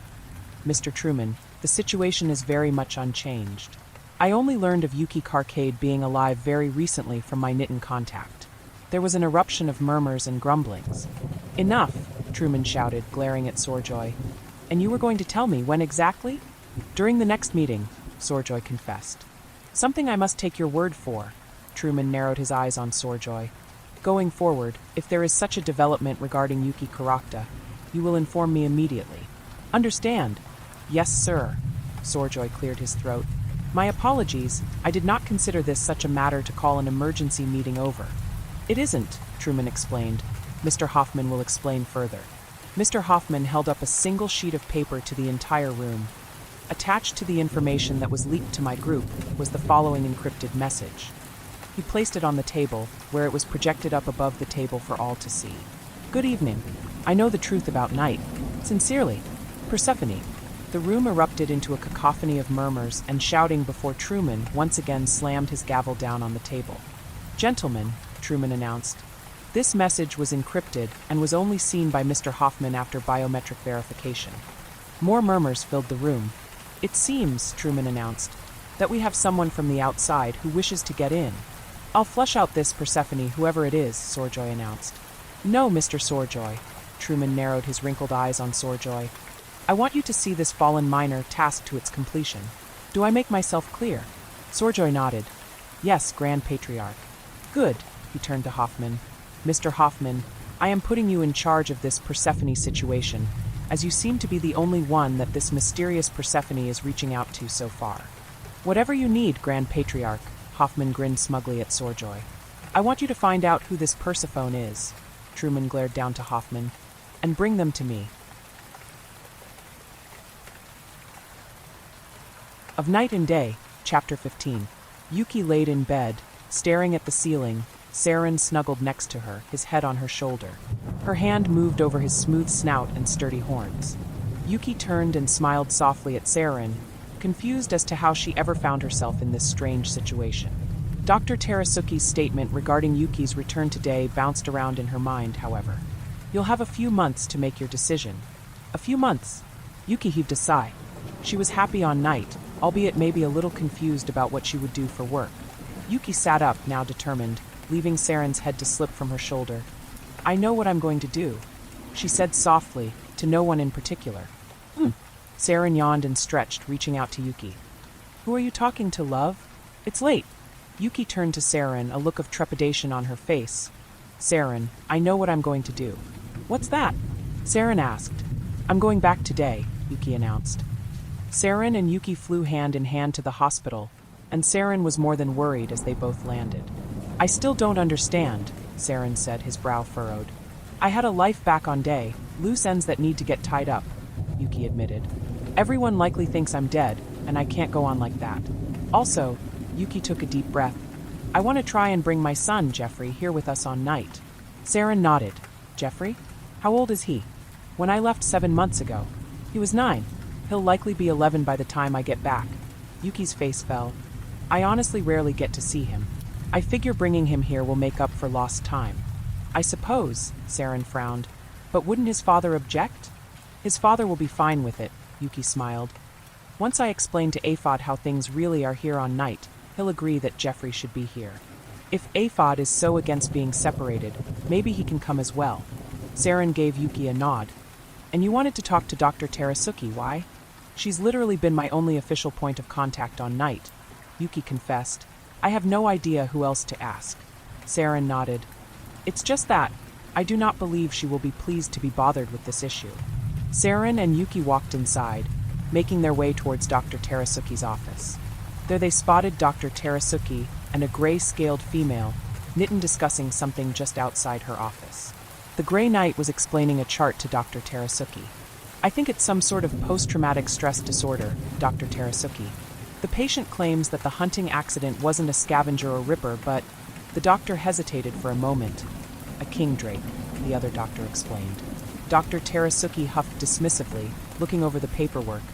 Dr. Mack, this has to be some kind of traumatic dissociation. She's recalling some kind of fairy tale. King drakes, obviously, do not exist. That's what we thought, but it is odd. She only has scratches, no other damage, Dr. Mack continued. Then she's lucky. Let's give her some medication to settle her nerves a bit, and check up on her in the morning, Dr. Terasuki prescribed. So, we keep her for observation then? Dr. Mack asked. No, doctor, I expect you to let her go home, and then we'll swing by her house in the morning, Dr. Terasuki mocked, pushing the medical chart back to Dr. Mack. Sorry, Dr. Terasuki, yes, of course, we'll keep her in observation. She blushed in embarrassment and rushed off down the hallway. Dr. Terasuki turned to Yuki and Saren, her face falling. Nurse Saren, Mrs. Carcade. She heaved a sigh. Please tell me one of you has some kind of debilitating physical ailment? Dr. Terasuki thought for a moment. No, wait. That would mean you actually need my help. I take that back. What is it? She asked, irritated. Yuki cleared her throat. I wanted to tell you I have made the decision about going home today. Dr. Terasuki lifted an eyebrow. Oh, I'm going to go home, but I want to come back with my son, Yuki revealed. As interesting as that is, Mrs. Karad, Dr. Terasuki took a deep breath. I must tell you that it is no longer my responsibility. Excuse me, Yuki gasped. I was only in contact with the proper departments as you were in my charge. As you have now been discharged, I have no responsibility in facilitating your return travel plans, Dr. Terasuki explained. Oh, come on, Yuki shouted. Doctor, can you please help us? Saren pleaded. Dr. Terasuki turned to Saren. You've made strides, Saren. Your work has improved. You haven't been told to take personal days or mental health breaks, and everyone you meet has told me that you are a happier and healthier person, Dr. Terasuki explained. So why would you do this, undoing all of those strides? Dr. Terasuki questioned. Saren smiled. Because it's what she wants. Dr. Terasuki looked between the two and shook her head. Fine. She walked into her office, Saren and Yuki following them. Yuki chuckled as she followed. If I didn't know any better, I'd say you were obstructing me just to keep me here with Saren. That is exactly what I was doing, Dr. Terasuki said flatly as she dialed a number on her phone. Oh, Yuki exclaimed, shocked. My intent must have been badly hidden then. Dr. Terasuki lifted the receiver and waited for a moment. The phone rang 4 times as she grumbled, looking to the clock. Yes, Galler? Dr. Terasuki, Caro Medical. Yes, exactly. Hold on a moment. Dr. Terasuki placed the call onto her speakerphone as she motioned for Saren and Yuki to approach. Yes, they're both here. The voice of Galler chimed in. Yuki, is it? Yes, hi. Yuki spoke loudly into the speaker. Ah, good, he cleared his throat. So Yuki, you wish to return today? There was the sound of 4 taps on a desk. Yes. What's that noise? Yuki asked, her brow furrowing. Nothing, Galler gasped, another 4 taps coming. I had heard you had taken a maid on Night, is that correct? Yuki blushed. Yes, it is, so I actually wanted to return from Dei after arriving. I just have some unfinished business to handle. Galler grunted and tapped the desk. I see. Mrs. Carcade, the situation is rather tricky. By all means, I can send you back to Dei on our shuttle, but a return flight is difficult. Prop 454 was not adopted. Yuki blinked in confusion. What does that mean?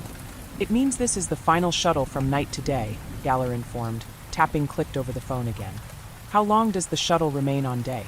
Yuki asked. About 16 hours, Galler informed as another 4 taps resonated over the phone.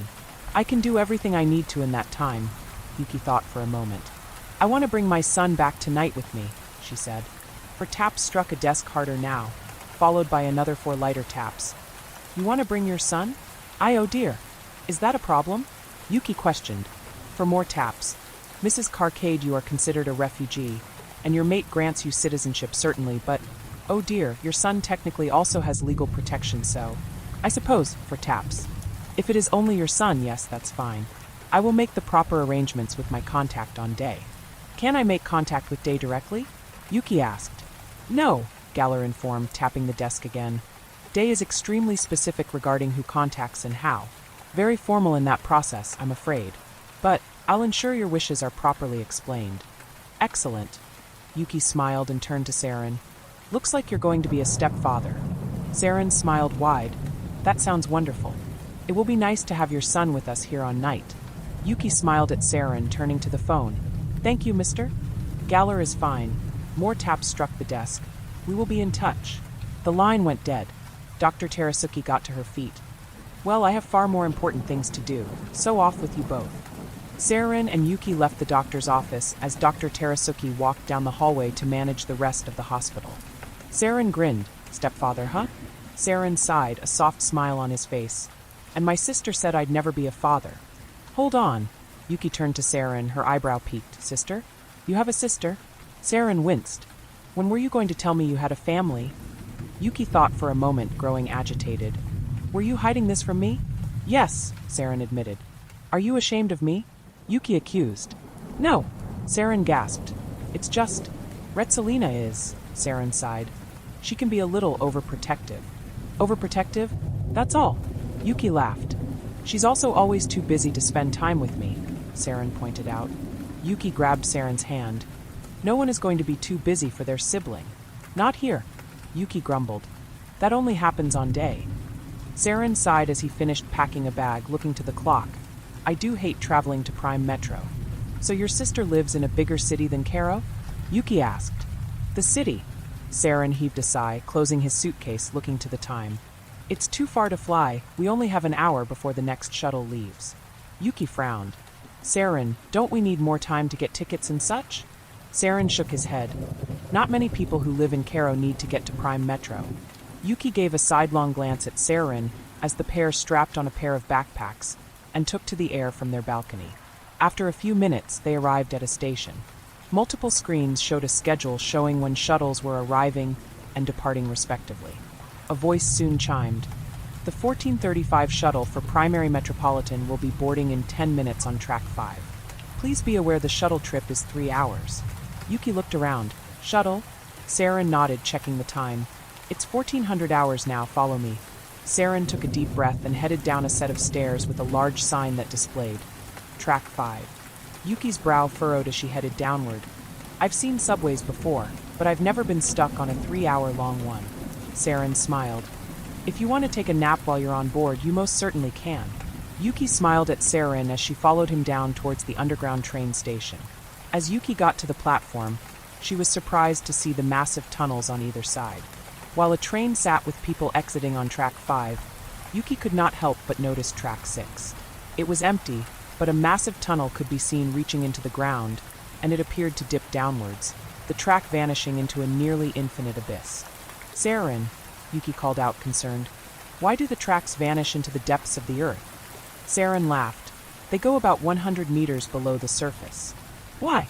Yuki whined over the cacophony of mechanical sounds echoing loudly from the tunnels. Because of the animals above, Saren chuckled. It's too far to travel by flying, at least in one trip.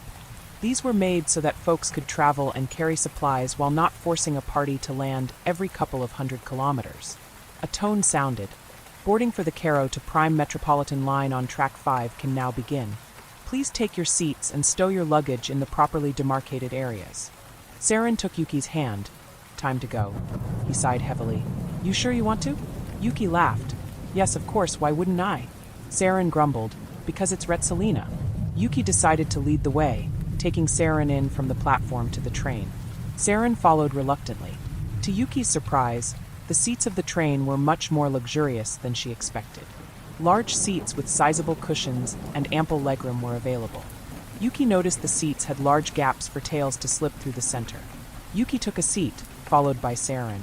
There were large windows on either side of the train shuttle, and she watched as more Nitten dragons filed into the massive shuttle. 3 hours in here? How far away is Prime Met? Yuki asked. About 500 kilometers, Saren sighed. It's an arduous trek. After some time a tone chimed, and a pleasant voice echoed through the train car. Please stand clear of the closing doors. Welcome to the 1435 to Prime Metro. We will be departing shortly. Yuki watched as the doors closed and grinned to herself. Just like the subways back home. The tone sounded again. Please find a seat and place your luggage in the demarcated areas for both your safety and the safety of other passengers. Yuki turned to Saren to see him looking like he was gripping the chair for dear life, and as Saren swallowed hard, Yuki couldn't help but feel nervous. Saren, why do you look I do before a rocket launch? Saren took a deep breath, because the launch is always a bit jarring for me. Sorry, Yuki asked, her brow furrowing. Did you say launch? The tone continued, departing to Prime Metro in T-minus 10 seconds. Oh, Saren, Yuki frowned. Why does the train have a countdown? To give proper warning, Saren closed his eyes tightly, his tail coiling under his seat and around one of his feet. Warning, Yuki shouted. Warning for what? The tone chirped, 3, 2, 1. Launching. Yuki felt pressed into the seat by an intense G-force as the train barreled forwards down the tunnel. Yuki could feel her stomach get left behind, the train dipping downward far more than she anticipated. Saren shouted, "Oh Guardians, I hate this part," while at the same time Yuki shouted, "Oh Guardian, this is awesome." Soon the train leveled itself out, and after a slight jostle, the G-forces died down. Yuki was stunned for a moment before she let out a woohoo of excitement to the confusion of the other passengers. "That was amazing," she shouted. Saren heaved a sigh. "Well, I'm glad you enjoyed it." Yuki looked up to an LCD panel that now showed an underground track and a small dot following it. Yuki smiled. "Is that us?" Saren gave a nod. "Yes." The dot blinked gently and over it. Current speed 185 kilometers per hour. Time to destination 2 hours and 45 minutes. "Well, we have almost 3 hours. Tell me about your sister." Yuki grinned. Saren heaved a sigh. "Well, she's 30 years my senior." 30 years? Yuki gasped. "Saren, I know I have never asked before, but how old are you?" "I found out recently that night dragons lived far longer than I thought." Saren chucked to Yuki. "Oh, I'm about 45. Yuki nodded. "Well, not much older than me," she smiled. "I'm 35. Saren smiled warmly to Yuki. "Well, good to know. So that makes your sister almost 75 then?" Yuki thought out loud. "And she's not considered old?" Saren laughed, far from it. Yuki gave him a nod. "So why don't you guys see each other often?" "She's always working in the city," Saren sighed. "She has no time for me." "What does she do?" Yuki asked. Saren leaned back, rolling his eyes. "She works for the Nitin Association of Game and Logistics Department." "Game and Logistics?" Yuki furrowed her brow. "And what does she do there?" Saren laughed. "She runs the place." The train pulled upwards along the tracks, and for the first time in hours, Yuki saw light pouring in through the windows of the train. She took a deep breath. "Looks like we're here," Yuki announced. Saren sighed. "Seems so." He began to get up, collecting his and Yuki's items. Yuki got up, stretched, and following Saren and a swarm of Nitin passengers as they all piled out of the train. Saren grumbled as they walked out, and he held Yuki's hand tightly as they climbed the large steps leading up to the street. A familiar smell hit Yuki's nose, not a pleasant smell either. It was acrid and strong, but a scent she recalled from Dei. "Saren," Yuki turned to him as they climbed the steps. "How big did you say Prime Met was?" Saren gave an unenthusiastic tilt of his snout once they reached the top step. A man stood at the top of the steps, a green knight in a uniform who was directing people where to fly. After a brief conversation, each group he spoke to took off in a specific direction. As Yuki reached him, a name tag identified him as Flight Coordinator Palacios. Palacios looked to both Yuki and Saren, looking to Yuki oddly. "You're an angel." "Yes, I am." Yuki beamed to him. "How are you?" "Confused," Palacios stated, turning to Saren.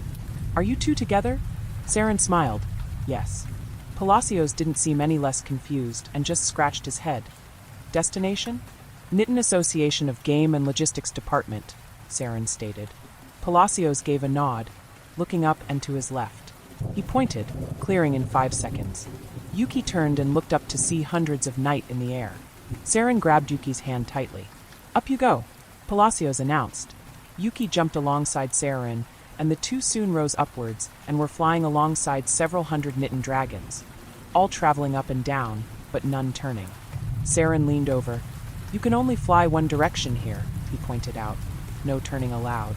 Yuki nodded. Makes sense. Saren motioned to the ground below. Every road had a man in a uniform similar to Palacio's on the corner. The flight coordinators handled emerging. Are there accidents? Yuki asked, frowning. Often, Saren sighed. So fly carefully. Yuki gave Saren a nod as they headed down a corridor of buildings. It was then Yuki looked up to see a number of skyscrapers. She looked down an intersecting street to see rows and rows of yet more massive skyscrapers. Yuki now knew what the scent that hit her was. It was the typical smell of a big bustling city, with so many people crammed into such a small space. In a rather strange way, Yuki felt like she was home on Dei again. After traveling for a few minutes, Saren began to descend with Yuki. The pair slowly and carefully landed, heading to the lobby of a large office building. Saren sighed heavily as he approached a bright blue scaled woman who sat behind a large desk in the lobby. "Oh, good afternoon, sir," she beamed at the two of them. Yuki noticed a few stripes of yellow across her smooth blue scales. "Who can I help you find?" Yuki noticed the nameplate on the desk. Marilee Allen, Directory Services. "Hello," Saren introduced himself. "My name is Saren Misho, and this is my mate Yuki Carcade." "Your mate?" Marilee blinked, confused. "Yes," Saren brushed past Marilee's surprise. "I'm here to visit my sister, Retzelina." "Retzelina? Oh my, you're that Saren Misho." "Yes, just a moment." Marilee flustered, picking up her phone. A black-scaled woman sat behind a desk, red stripes stretch over her muzzle as blue eyes scan across a computer screen. The door opens to her opulent office. A much shorter blue male knight named Beryl entered. "Miss Misho?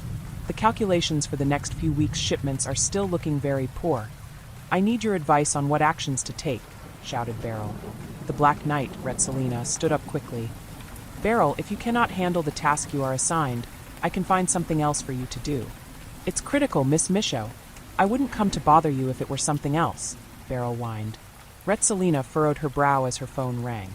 "Give me a moment," she answered quickly. "Yes." Marilee's voice perked up on the other side of the phone. "Good morning, Reza. What's good about it?"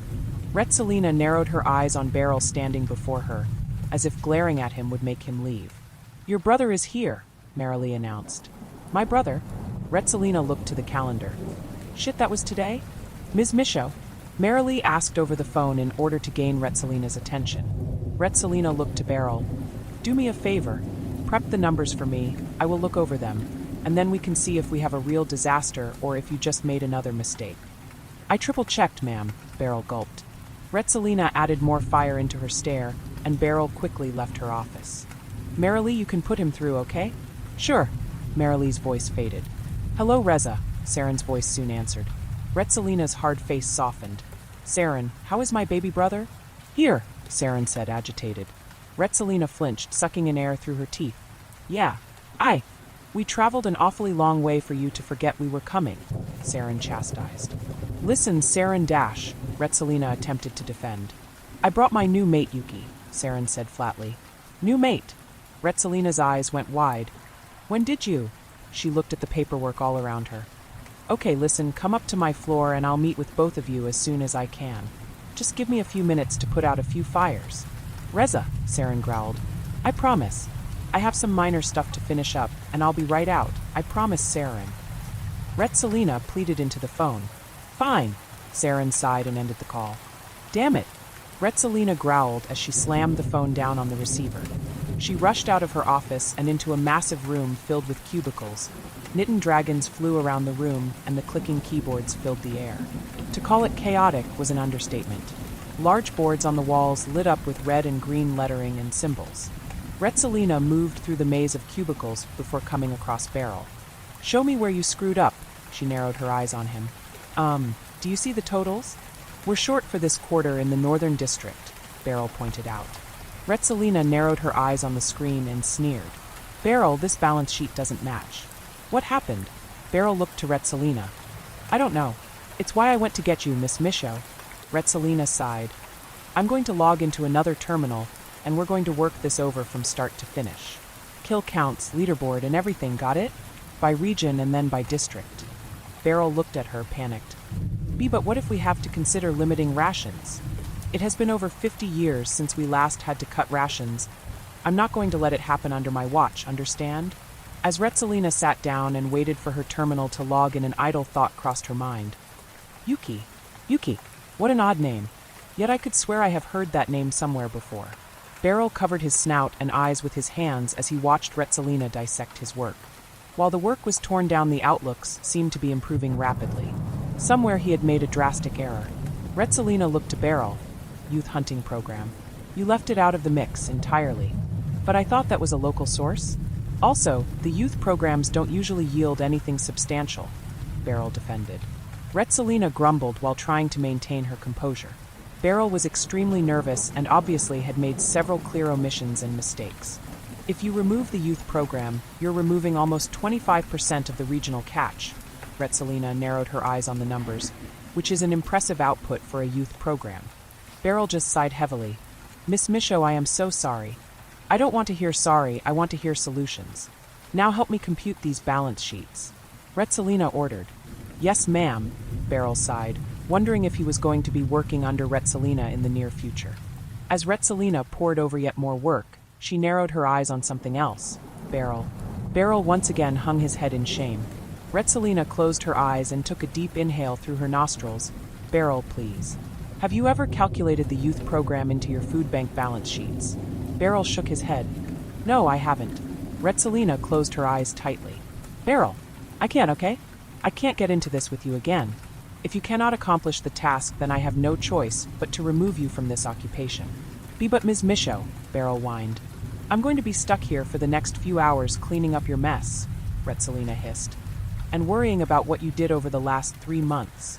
There must be something I can do to fix this dash, Beryl tried to defend once more. Beryl, the best thing you can do is leave, Retzelina snapped, her lip curling. My brother is on his way here. I haven't seen him in years. Did you know he has taken a new mate? And here I am, facing the prospect of auditing everything you have done over the last 3 months. So please, before I say or do something that you may regret, leave. Beryl hung his head in shame. Yes, ma'am. With that, Beryl skulked out of the office. A subordinate of Retzelina, Maka, grinned to her. That's what the third analyst you fired this year, she remarked. Retzelina glared at the red dragon. If you find it so funny, Maka, you can help me with the audits for this week. She snapped. Maka jumped a bit at Retzelina's snapping maw. Yes, ma'am. Saren and Yuki got out of a large elevator, making their way down a hallway. Saren glanced at Yuki and noticed she seemed full of energy. Are you all right? He grinned at her. Yuki smiled. I'm just excited to meet your sister. As Saren and Yuki made their way through the hall, they passed a dejected-looking Beryl. He carried with him several personal effects as he passed by the two of them. Pardon me. Saren tapped him on the shoulder. I'm looking for Retzelina Michaud's office. Can you point me in the right direction? Beryl grumbled. You'll find the thick-skinned roaring bane of my existence down the hall 3 doors over. Heads up, she's in a foul mood, he growled. As usual, and continued down the hall. Yuki's smile diminished. Well, I was excited to meet your sister. Saren nodded. If this goes how I expect, it will be heading to a hotel after this. Yuki followed Saren as he walked down the hallway. Each room had glass walls frosted with doors lacking locks. Simple labels on each door in the same font marked whose office or department was inside. Finally, they arrived at a large pair of double doors with the plaque reading, Knitten Interior of Preservation and Rations. What does your sister do? Yuki inquired. Saren sighed. She manages the distribution of meat to food stores where it's either put on the market for regions to distribute or stored for preservation. Well, that sounds Yuki began. Boring. Saren finished as he opened the doors. Yuki's eyes widened as she took in the sight behind the 2 doors. Night dragons rushed about. Phones rang and large boards with hundreds of numbers and symbols changed and flashed across large LCDs on the wall. Retzelina flew over a few desks and landed next to a cluster of individuals. What have we got now? Retzelina demanded. 2 men spoke to Retzelina without looking up from their screens. There is missing data for months. At this rate, we might have a surplus versus a deficit. Retzelina growled. Keep me updated. She spread her black wings and flew up to one of the larger screens, landing on a metal ledge installed just below it. Listen up, everyone, she announced. A hush fell over the room. This is critical. By the end of the day, we need to know if we have a surplus or a deficit. I want a complete report by today, and I need everyone to pull their weight on this one. We do not, I repeat, do not go home until this report is completed. The room was filled with moderate groans, and then the mass clacking of keyboards and speaking into phone lines. Retsalina jumped back into the air and spotted Saren and Yuki at the door. Saren, that was fast, she said, pleasantly surprised. Saren narrowed his eyes. Seems as if you're once again overworking yourself. Yuki and I will find a hotel. No, Retsalina protested. Give me dash, she turned as she looked through the chaos. Just 2 more hours? Saren placed his hand over his snout. He growled in agitation. Every time, Reza. It's always like this. It's always another hour or 2. Another excuse. Another emergency. Retsalina cleared her throat. Please, Saren, I promise you, I will get this under control. I just need a little time and, Retsalina was distracted by Yuki. Is that a Dei Angel? Retsalina gasped in shock. Saren nodded. Yes, she is. This is Yuki, my mate.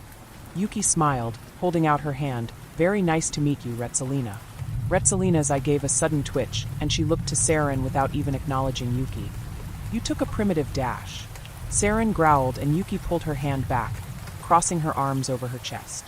Retsalina backtracked her statement, trying to salvage the situation. Is she a special Dei Angel? How does she know how to speak Nitin? Saren turned on the ball of his foot and made for the door. Wait, Saren, you could have warned me your mate was a Dei Angel. Retsalina protested. It shouldn't matter who I pick as a mate, Saren growled. Well, no, but... Retsalina looked over Yuki. This is a shock, okay? Listen, take a tour of the building, and I promise you by the time it is done I will be 2 and we can all discuss. She looked at Yuki. This. Saren grumbled. Come on, Yuki, let's wait for her as usual. Yuki followed Saren as he walked out of the chaotic office space. Wow, your sister is... Yuki hesitated as she tried to find a polite way of describing Retsalina. High-strung. She needs a vacation, Saren sighed. And staff who are more competent. Personally, I think she needs to improve her training skills. Yuki nodded. Yeah, I've met a few guys like that where I worked once, she chuckled. You need to whip them into shape. Saren nodded. I say we wait here. He moved to a chair in the waiting room, taking a seat. Yuki sat next to him. Are you all right? Saren nodded. She forgot about me again. That's all. Well, Yuki grinned. She's going to get a scolding from me for forgetting you, mark my words. Attempting to get a smile out of Saren. Saren laughed and Yuki smiled back to him, happy to bring his mood up. 2 hours passed and Retsalina looked to the report as it was so far. It needed work, much more work. Work that would require weekend hours and extra review from other departments. Retsalina looked at her weary workforce and dwindling analysts. Okay, I'm calling it. There was silence and a few shocked noises. Retsalina flew up to the metal scaffolding she had made her original announcement from. I know the report isn't complete, it will be tentative at best, but we're shot. All of us are at our wits' end and have already worked well past our normal cutoff. I just want to ask everyone a simple question. Do you want to all go home tonight and come back tomorrow, even though it's not a normal work day, or do you want to work into the night? The discussion was quick as many yelled that they wanted to go home. Retsalina held up her hand, claws straight into the air. Calm down. We will start into this first thing in the morning, fresh-faced and ready to solve this issue. We can do this. I have faith in all of you. There was clapping and the shuffling of papers as people saved their work and tidied up their workspaces. Retsalina smiled. It was the first time she had called an issue prior to its resolution, but she felt the team couldn't effectively complete the task at this rate. She walked out to find an equally shocked Saren sitting down with Yuki, each of them a drink in hand. Saren, Yuski, sorry it was crazy in there. She looked to her hand and extended it to Yuki. Yuki smiled. It's Yuki Carcade. Nice to meet you a bit more casually, Retsalina. Retsalina gripped Yuki's hand and shook it oddly. Right. So, I'm sure there is a story behind you. We can get into that and how you met my brother at my apartment. Yuki nodded, hand still stuck in Retsalina's large palm. So when do we leave? Retsalina's hand squeezed a bit more on Yuki's and she smiled a toothy grin, one which Yuki almost mistook for predatory. Right away. Retsalina finally let go as she sensed an awkward feeling from Yuki. Yuki frowned as Retsalina let go, feeling an odd bit of mistrust from Retsalina. Saren tells me you have a lovely home. We can talk about it all you want, but we'll be there shortly, Retsalina grinned. So let's get going. Retsalina turned to look back at Yuki and Saren before landing on one of the numerous balconies sprouting from the side of a massive skyscraper. She had led them to her high-rise apartment after leaving her office. As Retsalina landed smoothly, her wings folded around her as she strolled confidently to a large set of glass doors.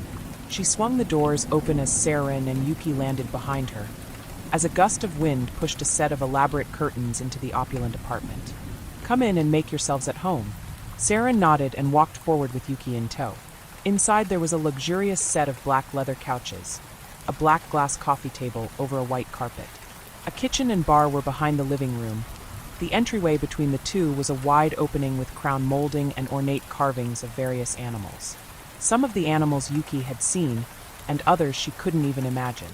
There were a few pictures on the wall as well, some photographs of family, and some canvas paintings that looked extravagant. Yuki frowned. She was starting to understand why Saren did not visit Retsalina often. Retsalina raised an eyebrow at Yuki. "Something the matter?" Yuki looked at her. "It just seems that this is such a lavish living space." Retsalina smiled. "I work hard for it." "How so?" Retsalina reminded Yuki of the CEO of a large corporation on Dei.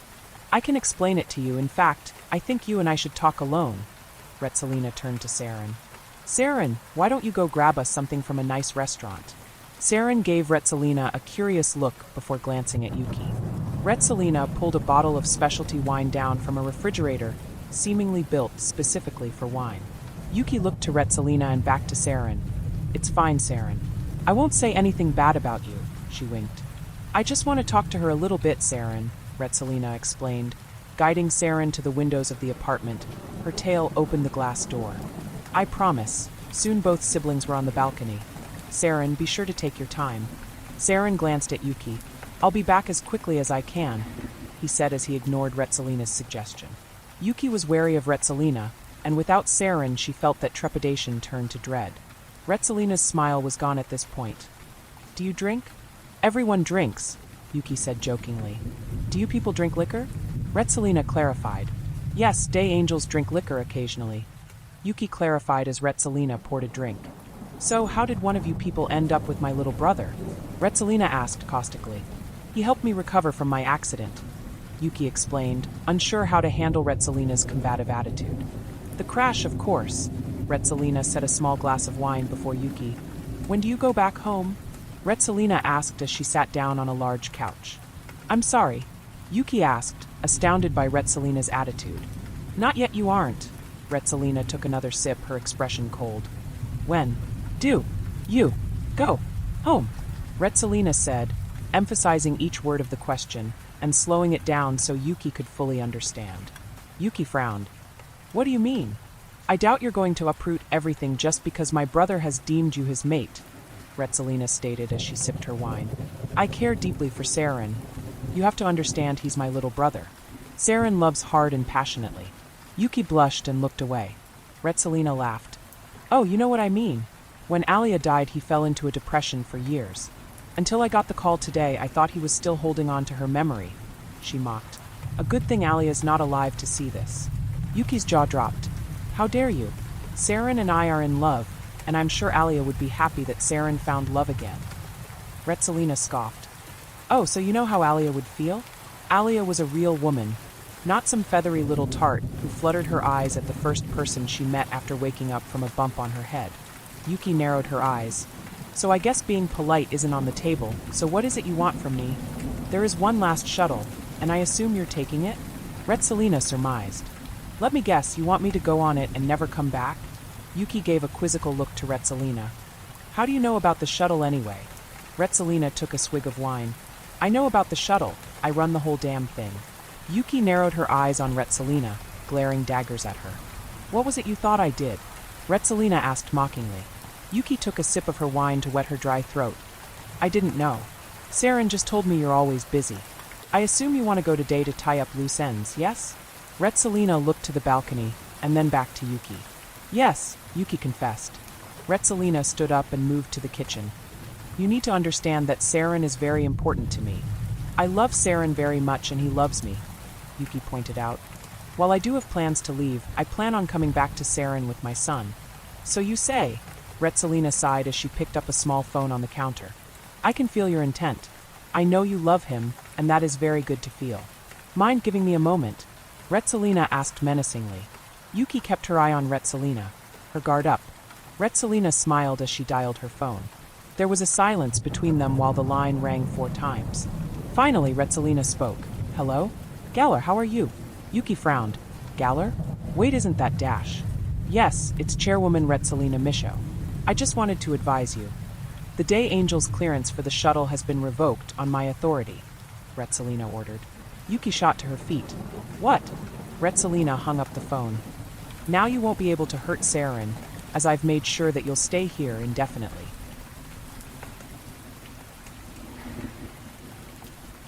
Of Night and Day, Chapter 16. Day. Sorjoy sat in his office, concern on his face as he considered everything going on in his life. Everything was coming together flawlessly, and now this? He growled to himself as he fumed in his office chair. Who are you, and what do you want with the scale, Persephone? Sorjoy allowed the red phone to ring 4 times before he answered it. Sorjoy took a sharp inhale through his nostrils and answered the phone. Sorjoy. 4 taps came over the phone. Ah, Mr. Sorjoy, nice to speak with you again. Always a pleasure, Galler, Sorjoy smiled, relaxing in his seat. So, some news I wanted to give you regarding Yuki Carcade, Galler began. Sorjoy frowned, heaving a sigh. Yes, you mentioned in an earlier call that she would return and that she wanted her son? Yes, Galler's voice grew meek. About that Dash. Sorjoy growled. Galler, no offense, but Yuki Carcade cannot just take Aphod Carcade's son. She doesn't have the right to separate them. Galler's voice tried to interrupt Sorjoy. Yes, Mr. Sorjoy, I understand that clearly, Dash. I have to represent the father's interests here, Galler. Sorjoy continued to rant. Mr. Sorjoy, Galler shouted. Sorjoy stopped speaking, stunned as he had never heard Galler shout. What is it? Irritation in Sorjoy's voice. I will be unable to allow Yuki Carcade on the shuttle, Galler confessed. Sorjoy grinned. Oh, yes, sadly, the chairwoman of the Game and Logistics Department removed Yuki Carcade's authorization, Galler sighed. I'm so sorry. What with this being the last shuttle, I don't know how we will get her back to you. It's fine, Galler, Sorjoy grinned ear to ear. I don't think this is as great a tragedy you believe it is. Yes, also Galler chuckled. She has found a mate here after all. Sorjoy's grip tightened on the red handset. What was that, Galler? Yuki Carcade, she has taken a mate, a nurse named Saren Misho, Galler informed. Sorjoy was silent, his teeth clenched and his lip quivered as he thought an angel with a dragon? What will the scale think of this? Sorjoy thought to himself. How nice for her, Sorjoy said in a calm tone, hiding his anger at the situation from Galler. Yes, so she won't be all alone here after all, it seems. A small consolation, all things considered, Galler offered. Sorjoy continued to suppress his anger and kept his voice calm. Yes, all things considered, Sorjoy calmed down slightly. As long as she is alive and well and on Night, there should be no issue. Very well, Mr. Sorjoy, Galler chirped on the phone. If there is any change, I'll let you know. Always a pleasure, Galler, Sorjoy bid Galler farewell. Always, Mr. Sorjoy, Galler said as he ended the call. Sorjoy grumbled as he hung up the phone and made his way towards a bar located in his office, pulling out a tumbler and a stiff drink of liquor. Keep day and night separate, Sorjoy hissed. The first damn tenet, and you, Mrs. Carcade. He downed the drink quickly. Mated with a damn-knitten dragon. Sorjoy paced around shortly. How do I explain this to anyone within the scale? I'll never become Grand Patriarch at this rate, he hissed. Sorjoy looked to his door, storming towards it, and making a beeline for Cleo's desk. Cleo! Cleo had headphones in her ears and jumped at Sorjoy's loud shouting. Sir? I need the documents for the payout on Yuki Carcade's life insurance policy and commission checks. Sorjoy narrowed his eyes. You know, it's unlike you to not have this paperwork ready. Are you slipping? Not at all, sir. Cleo gasped, tapping at her tablet. I'll have that for you shortly. What are you even doing out here? Sorjoy narrowed his eyes on Cleo.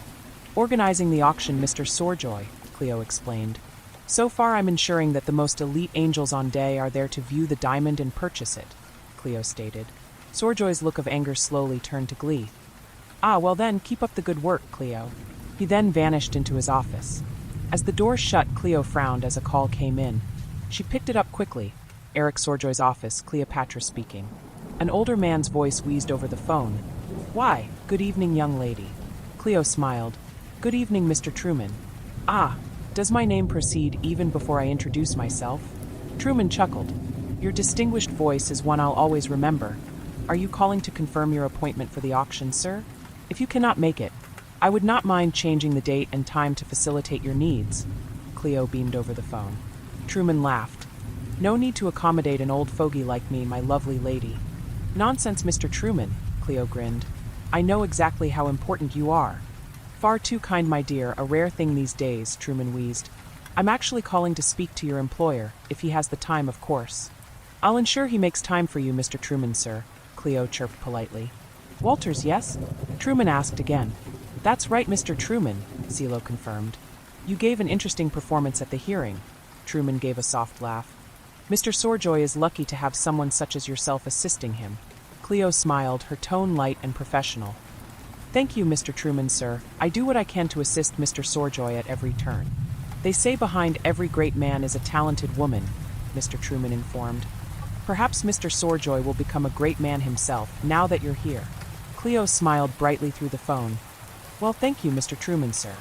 Mr. Truman wheezed. Please patch me to him, Ms. Walters. It was a pleasure speaking with you. It was a pleasure speaking to you as well, Mr. Truman, sir. Cleo placed him on hold, calling back to Sorjoy quickly. Sorjoy answered. I'm in no mood, Cleo.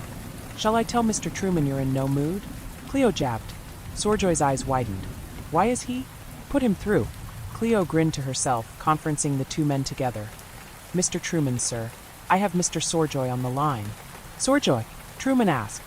Yes, Mr. Truman, a nice surprise. Cleo, you can drop off the call, Sorjoy ordered. I will, Mr. Sorjoy. Have a pleasant day, Mr. Truman, sir, Cleo said as she dropped from the conversation. Once Cleo dropped off the line, Sorjoy stated, Mr. Truman, the scales are even. Truman acknowledged. Quite the lovely assistant you have, Sorjoy. Very polite, very traditional girl. Where did you find her? Sorjoy frowned. Palma. Ah, Gabriel's always had exceptional taste, Mr. Truman remarked. His son, actually Azrael, Sorjoy clarified. Ah, his son is less so, Mr. Truman pointed out. I am surprised to hear from you, Mr. Truman, Sorjoy confessed. You should not be, Truman explained. Did I not state I wished to have reports from you frequently about the fallen miner? That is true, Sorjoy admitted. And I most certainly cannot expect you to simply divulge that information to me willingly, it seems, nor can I wait until the next scale meeting, Truman explained. I see. Sorjoy heaved a sigh. Have I lost that much trust in you, Grand Patriarch? Sorjoy lamented. Let's just say that I am concerned regarding your judgment, Mr. Truman explained. Now report. Sorjoy sighed. Well, literally moments ago I discovered Yuki Carcade will not be coming home. A fickle girl, Truman scoffed. Apparently, the chairwoman of the Nitin Game and Logistics Department revoked Yuki's authorization to board the shuttle, Sorjoy explained. So, once again the situation is a non-issue. Interesting, Truman remarked. For Chairwoman Retsalina to weigh in on a situation, most curious. She's a shrewd woman, has little love for us Dei Angels. She's rather crass, to be blunt. Sorjoy had never heard anyone speak poorly of a Nitin dragon. Mr. Truman, have you had experience dealing with the chairwoman? The former Grand Patriarch brokered the first agreement with Night regarding the shuttles. It was controversial, even for him, Truman wheezed as he laughed. But it was Retsalina who put an end date on the program, not anyone in the scale. Her words, if I recall, Mr. Truman thought for a moment before continuing, were, if the day would focus more on the production of food versus ravenous consumption of natural resources, perhaps additional trade of basic produce would not be necessary. She sounds lovely, Sorjoy said sarcastically. I can't often imagine many terrible situations, but being on the wrong side of Chairwoman Retsalina's ire is certainly one of them, Mr. Truman remarked. It would seem so, Sorjoy agreed. Anything else to report? Mr. Truman asked. Sorjoy hesitated, unsure of what to do regarding the other tidbit of information he had received. Mr. Sorjoy? Mr. Truman said, his anger rising. Is there something else you should inform me of? Sorjoy sat down and leaned back in his office chair, and sighed. It seems Yuki Carcade has taken a Nitin mate. There was silence on the other line, and Sorjoy was contemplating whether or not the news had actually killed the old man. An interesting development, Truman whispered. I'm certain there was no way I could have stopped it. Sorjoy tried to defend himself. Yuki Carcade has violated a key tenet of our organization, yet she remains on Night, Mr. Truman admitted. So it seems the matter has resolved itself, as you said. I see. Sorjoy heaved a sigh of relief. This information, honestly, is irrelevant, so we'll keep it between ourselves, yes, Mr. Sorjoy? Mr. Truman asked, rhetorically. Mr. Truman, Sorjoy said, shocked. You're certain? Mr. Sorjoy, you did your best, all things considered, and as such I expect you take time to ensure that there is little to no disruption in your public appearances, Truman explained. Mr. Truman? Sorjoy asked, confused. I could not help but notice the auction is set for a day or so prior to an event you have not publicized, Mr. Truman explained. I should have guessed you'd be well informed, Mr. Truman, Sorjoy heaved a sigh. I will be attending the funeral for the fallen miner. Unless you think I shouldn't. By all means, pay your respects to the fallen miner, Mr. Truman wheezed over the phone. At least we know she is in a better place. Night. Yuki was panicked and fuming all at the same time. Reza, why you can't do this? Please, I beg of you. Retsalina looked at Yuki oddly. And who told you that you could call me Reza? Yuki narrowed her eyes on Retsalina. We're supposed to be family. Family? Retsalina got to her feet, stalking towards Yuki, glaring down at her from her substantially taller stature. You are simply an infatuation my brother has. Yuki gasped at the accusation. If you feel that way, then why keep me here? Because, Retsalina explained, walking around Yuki, you're something that pleases him. Like a toy or a pet. Retsalina placed her hand on Yuki's shoulder. Now sit, she commanded as she pushed Yuki down on the couch. Yuki kept her eyes on Retsalina. You're getting between me and my child. Oh, well, that would be very intimidating if you were, well, Retsalina scoffed. Intimidating. When I tell Saren Dash, Yuki was cut off by Retsalina. Tell him, Retsalina mused. Tell Saren I was an absolute monster to you. Tell him that you hate me, and you want him to hate me too. Retsalina sat across from Yuki. You see, Saren already hates me. I know he does. He hates how hard I work myself. The fact that I refuse to take a mate. She took another sip of wine. To be honest, I'm shocked to even see him here. I thought you cared for him, Yuki pleaded. If you do, you'll let me go. Retsalina swirled the wine in her glass. I care for Saren deeply, she fixed Yuki with a stern gaze. And that's why I won't let you hurt him. Let him hate me, Retsalina stated. As long as he's happy. Yuki narrowed her eyes on Retsalina and marched up to her. You might think you're some big intimidating bird and you have everyone scared of you, but I know your game. Please, Retsalina slowly tipped the remaining contents of her wine into her maw and licked her lips. Do go on, tell me how you really feel, she said, clearly bored with the conversation. So that's why you're always working, because if you remove your position, your power, and your authority behind it all, there's nothing left. Yuki narrowed her eyes, just a loveless, cold, and hollow bird who can't even connect with her own brother. The angel has claws, Reslonia said with a sly grin. That was rather delightful. I see why Saren likes you. Yuki continued her glare at Retsalina. Oh, really? Retsalina nodded. Yes. You're very passionate, fiery almost. Is that alien to you? Yuki narrowed her eyes. Seeing someone with an actual heart? Retsalina got to her feet, moving to her kitchen and refilling her glass of wine. You don't take a mate because no one could stand you, Yuki continued. How you and Saren are related is a mystery to me. Retsalina slowly poured the wine, seemingly taking in what Yuki said. But you claim it's all a choice, Yuki glared. But getting the interest of someone else is the only thing you can't control. Retsalina's wine glass filled higher, nearing the brim. And that is probably what drives you up the wall the most. That you can't even get your own brother to visit you because you're that caustic, Yuki continued. You push everyone away. Yuki trailed off as she saw Retsalina's wine glass overflow. Retsalina set the now empty wine bottle on the counter. She was silent. Both of her hands came to rest on the countertop. Yuki was unsure what was going on until she heard a hitch in Retsalina's voice. Tears leaked down Retsalina's snout as she reached under the cabinets for a washcloth to clean the countertop. Yuki was about to speak before Saren's voice distracted her. Reza! Saren's face was twisted into that of concern and worry. Yuki, why would you say that to her? Yuki's mouth was agape. Wait, Saren, that's not Dash. Retsalina sobbed. Saren, she turned to him. Yuki didn't do anything wrong, she's right. I am hollow inside. Saren placed the food he got on the kitchen table. Reza, you're not Dash. No, Retsalina whimpered, turning from Saren. I need a minute. She walked off and headed towards the hallway. Saren turned to Yuki, giving her an agitated look. Yuki? Before Retsalina turned the corner, Retsalina wiped her tears away and shot a sly grin at Yuki before vanishing into a bedroom.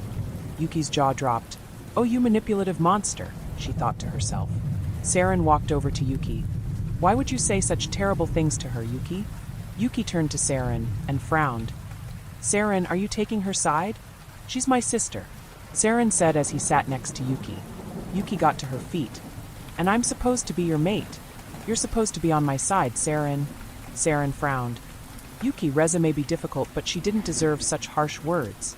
"Which words? What did you hear?" Yuki asked. "Were there more hurtful things you threw at her while I was standing on the balcony?" Saren demanded, his arms crossed. Yuki took a deep breath, feeling a mixture of conflicting emotions surging from Saren. She sat down next to him and took his hand. "Saren, you know me," pleaded. Saren nodded. "You know I wouldn't do something to intentionally hurt your sister," Yuki said, looking into Saren's eyes. Saren leaned down, giving Yuki a kiss. When Saren broke the kiss, his hand reached to Yuki's. "Then, what did she say to you to make you react that way?" Yuki breathed a sigh of relief. "Well, she said she was revoking my access to the ship." Intense despair came over Yuki and Saren, an emotion both knew was not their own. Saren got to his feet and rushed down the hallway, Yuki in tow. "Reza?" Retsalina was standing in the hallway, her back to Saren and Yuki. "Both of you please just give me a—" Genuine tears leaked from her eyes. Yuki frowned. "Retsalina?" Retsalina clenched her fists and turned to Yuki. "I've heard everything you said to me, and normally, it wouldn't bother me." Saren smiled at Retsalina. "But seeing you actually finding a mate not once but twice?" Retsalina cried to Saren. "You're such a lucky hatchling." "So, I'm not just a pet?" Yuki asked. Retsalina sighed as Saren hugged her. "No, you're not just a pet," she reluctantly admitted as she hugged Saren back. "So, I can go back today?" Yuki asked, hopeful. Retsalina scoffed, pushing Saren from her. "Saren finds love, again, after Alia's terrible accident. And you want me to allow you to travel through space to potentially never return again?" Yuki narrowed her eyes. "I told you I have plans to come back tonight." Saren frowned. "Reza, please." Plans derail. Retsalina looked to Saren. "You of all people should know that." Saren frowned. "Reza, she's only going to bring her child here. I'd be a stepfather. Wouldn't that be nice? You would be an aunt." Retsalina shook her head. "Saren, what if she's detained by Dei authorities? They aren't very bright." "Okay," Yuki interjected. "Why are you so racist?" Retsalina frowned. "Racist? What do you mean? Why do you hate Dei Angels?" Yuki questioned. "Hate them?" Retsalina said, confused. "I don't hate them." "Seems like you do," Yuki said, her arms crossed, cocking her hip. "That's not hatred," Retsalina exclaimed, walking into the kitchen, cleaning up her countertop. "Then why do you call us primitives?" Yuki questioned. "Because you are," Retsalina said factually. "That's not hateful, it's just the truth. You're a greedy and petty species who are far more concerned with selfish desires than you are with the well-being of your fellow people." Saren and Yuki gave Retsalina a rather exasperated look. Retsalina looked to both of them, shrugging her wings and shoulders at the pair. "What? That's very hateful to make the assumption that every Dei Angel is like that," Yuki explained. "I've proven I'm not self-centered, haven't I?" "No," Retsalina exclaimed. "I've seen you care for Saren, but he's your mate." "I care about you too," Yuki explained. "Doubtful," Retsalina scoffed. "You only care about me because, again, you're Saren's mate and I'm his sister. What can I do to convince you?" Yuki asked with an exasperated sigh. "Nothing," Retsalina explained. "I have spoken to your leaders, and they were amazingly self-centered. Their literal task is to lead you people." Yuki smiled. "So your only exposure to Dei Angels has been our leaders? Because they're usually the most corrupt and greedy sort." Retsalina lifted an eyebrow. "Is that somehow supposed to be a defense?" Yuki's face fell. "Oh, saying that out loud is actually pretty depressing, now that you mention it." Retsalina sighed. "Yuki, you might be one of the good Dei Angels, but that's the thing. You're only good because you're on night with us, star dot. Asterisk." Yuki gave a confused look to Retsalina. "What do you mean?" "You're surrounded by the empathy of everyone around you. You can feel my pain, Saren's love, and I feel the love you both feel as well. We're all connected here," Retsalina explained. Saren turned to Yuki. "So you're saying Yuki is an exceptional angel because she's with us on night?" Retsalina nodded. "Yes, she's connected to us, and as such, she can rise above her selfish tendencies." Yuki exclaimed, exasperated. We aren't all selfish. Please, Yuki, Retsalina rolled her eyes. Your people have developed a system that grinds those at the bottom into dust. But in order to rise up and be selfless, someone would have to literally lose everything just to gain a tiny bit of compassion for their fellow angel. Dei! Cleo sneezed as she sat next to Sorjoy. Guardian bless you, Sorjoy said politely as Cleo sat next to him on a church pew. Above the altar was a figure of Lucifer as a physically fit man, his arms outstretched, a depiction of Dei as a planet floating over his opened hands, Lucifer's golden wings spread wide. Below the altar was a picture of Yuki in her flight suit. Cleo turned to look across the aisle. There she spotted Aphod Carcade, and a small boy that had Yuki's blonde hair and blue eyes, as well as Yuki's yellow wings. Sitting next to them was a younger woman. Her wings and hair dyed white, and she wore a set of off-brand heels and a cheap, tightly fitting black dress.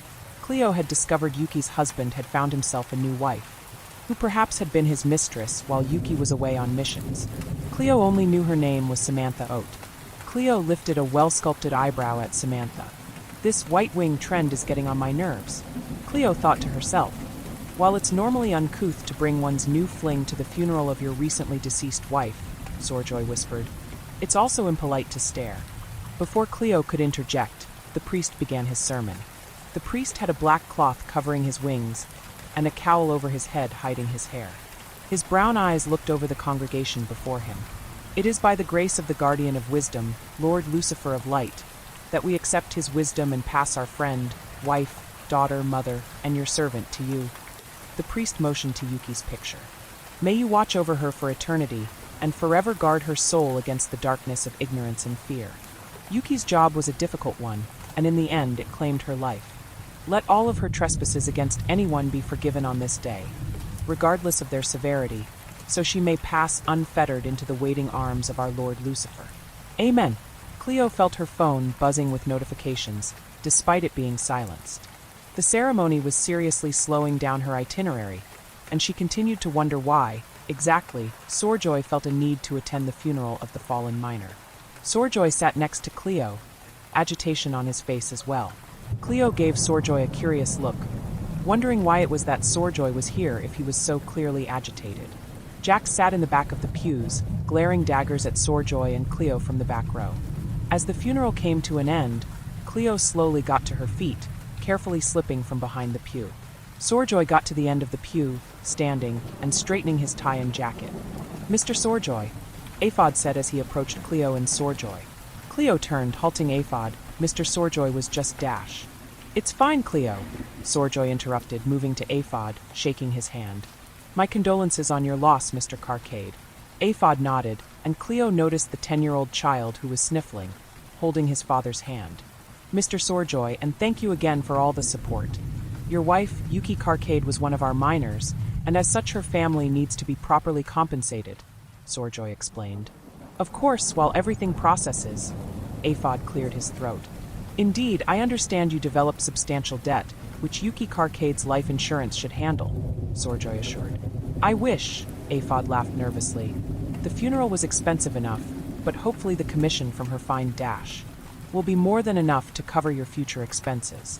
The auction is tomorrow. Farnsworth will need time to process your payouts, of course, Sorjoy explained. Samantha, meanwhile, had approached Cleo, a smile on her face. Wow! What salon do you go to? A nice little place called My Mirror. Cleo looked to Samantha's wings, noting that her actual wing color was likely a soft blue. Her hair was clearly blue to match, which Cleo could tell thanks to the roots which exposed her natural color despite the white dye. Can I ask you how you dye your hair and wings? They look gorgeous, Samantha smiled wide. The contacts really make your eyes pop. Cleo's eye twitched in agitation as she took the final compliment as an insult. My eyes, wings, and hair are all natural, as is the rest of me. Far more than I can say about you, Cleo said caustically. Samantha turned her nose up at Cleo, narrowing her eyes on her. Fine, keep your secrets. Just another high roller's damn arm candy. Arm candy. The word struck Cleo harder than she expected, almost as hard as Cleo's hand struck Samantha's cheek, which rang out clearly in the entire church with such resonance that the note could have been sung by a choir. Cleo's own eyes were wide in shock as she realized her hand had crossed Samantha's cheek. Samantha, for her part, was also shocked, her eyes tearing up and her mouth agape. Cleo! Sorjoy roared as he grabbed Cleo's wrist. Mr. Sorjoy Cleo attempted to speak before Sorjoy's hand gripped Cleo's hand tightly. Samantha!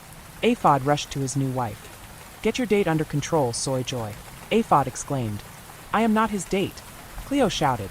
Sorjoy tugged Cleo after him and down the aisle quickly. Cleo stumbled for a moment before she caught up to Sorjoy's pace, her heels slipping at the first few steps before she recovered. Sorjoy stopped once they were in an alcove of the church near the entrance. What in oblivion was that? Sorjoy snapped. Cleo's heart was pounding in her chest as she looked up to Sorjoy. That whore called me arm candy. Sorjoy narrowed his eyes at her. So you let her win? Cleo blinked, confused, her eyes filling with tears as she looked up to Sorjoy. Oh, Guardian. I slapped her and... Oh no. Her hands clasped to her mouth as a tear rolled down her cheek. Yes, you let your anger get the better of you, Sorjoy chastised as he looked down his nose at her, his piercing green eyes almost glowing in the dark alcove. Cleo felt her heart jump in her chest as Sorjoy's gaze grew more intense. I am so sorry, Mr. Sorjoy . Sorjoy said nothing, merely releasing Cleo's hand, his eyes boring holes into Cleo's as his silent rage petrified her to silence. Without another word, Sorjoy turned on his heel and walked towards the exit. Cleo quickly dried her eyes and tried to catch up with Sorjoy, the color draining from her face. I fucked up. I'm fired, that's it for me. It's all over. To give pathetic scum like Carcades whore the time of day is beyond an insult, Sorjoy spoke without turning around. You are in my company, and that means the riffraff and leeches are nothing you pay any attention to unless they happen to affix themselves to you. Cleo followed after Sorjoy as he spoke. And in those rare instances where you find them attached, you rip them off, and let them take the blood they claimed as their sole reward, Sorjoy said, walking towards his limo, knowing that they'll never be able to survive with their own blood. Keep what you can, and never consider the parasites ever again. Cleo blinked in confusion as Sorjoy stopped outside the limo. I am furious you struck her, Cleo, not because the harlot didn't deserve far worse, Sorjoy narrowed his eyes, but because you lost control to make her think that she mattered enough for you to strike. Nibirius walked from the limo and towards Sorjoy. Now get in, Sorjoy motioned to the limo. We have work to do that in an hour will produce Carcade's entire lifetime income. Inside the church, Jax checked his phone, looking at a message and giving a simple reply. You were right. Sorjoy was at the funeral. What next, Persephone? After a few moments, a reply came. So I can count on you, Cerberus? Persephone. Jax smiled at the message. Cerberus is yours to command. Palma hung up a phone as he grumbled to himself. Palma wore a black trench coat, waiting in a hallway near a door. Inside the door, several monitors illuminated showing data and some low-resolution images. Hoffman stood there waiting by the multitude of monitors, Richard next to him. You said you wanted to show me something? Richard nodded. Yes, sir, I got 2 sets of codes sent to me. One's our normal satellites, but the other is codes to Farnsworth satellites. Hoffman narrowed his eyes on Richard. Oh? Show me. Yes, sir, from that same contact, Persephone, Richard smiled. Seems there's a hacker that is really good at getting their inner workings. You don't say, Hoffman said. If we can get this information out before tomorrow's auction, then we could do some real damage to Farnsworth's image, maybe even cause a few investors to drop from the auction, Richard surmised. As if it would matter at this point, Hoffman grumbled. Farnsworth's stocks blew up after they unveiled that damn diamond, so much so that they could likely pay off their debt just by selling off a few hundred shares. I doubt it's that high, sir, Richard protested. Hoffman narrowed his eyes on Richard while taking another inhale of his cigar, blowing the smoke towards Richard's face. Sir, if you could not smoke here? He coughed. It's bad for the equipment, Richard pointed out. Who pays for the fucking equipment, Richard? Hoffman snapped. Why you, sir? Sorry, sir. Richard typed a few things into the terminal. Okay, I should be getting a live aerial view of where Yuki Carcade is. Who? Hoffman asked. The miner, sir, Richard reminded Hoffman. Hoffman took another puff, and his eyes narrowed as the image that appeared on the screen was that of a large city surrounded by a thick outer wall. What is this? Richard gasped, his eyes wide as he looked over the image. Hoffman remained silent. I thought this can't be. The night dragons are just primitive tribesmen. How could they have built something like this? Richard cried out. Hoffman looked to the door and then to the screen. Who have you shown this to, Richard? I want to be first to the press. It's astounding Farnsworth has been hiding this from the world. Sir, you and I are looking at a live feed. He hit a button, printing out a photo. "I'm going to make some calls, sir," he grinned. "Farnsworth isn't going to be able to get out of this, not with all the marketing in the world." He rushed to the doorway.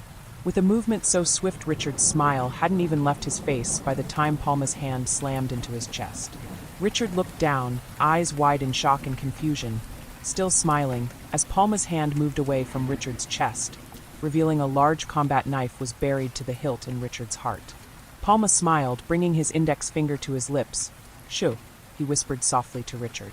Richard fell forward into a bag Palma had at the ready. Palma silently pulled Richard into the bag, zipping it closed, ensuring there was no blood left. Hoffman gave a nod to Palma as he hefted the body bag containing Richard inside. 1,000 feathers. For a single scale, Palma said, vanishing down the hallway. Hoffman pulled out a small device and plugged it into the terminal in front of him.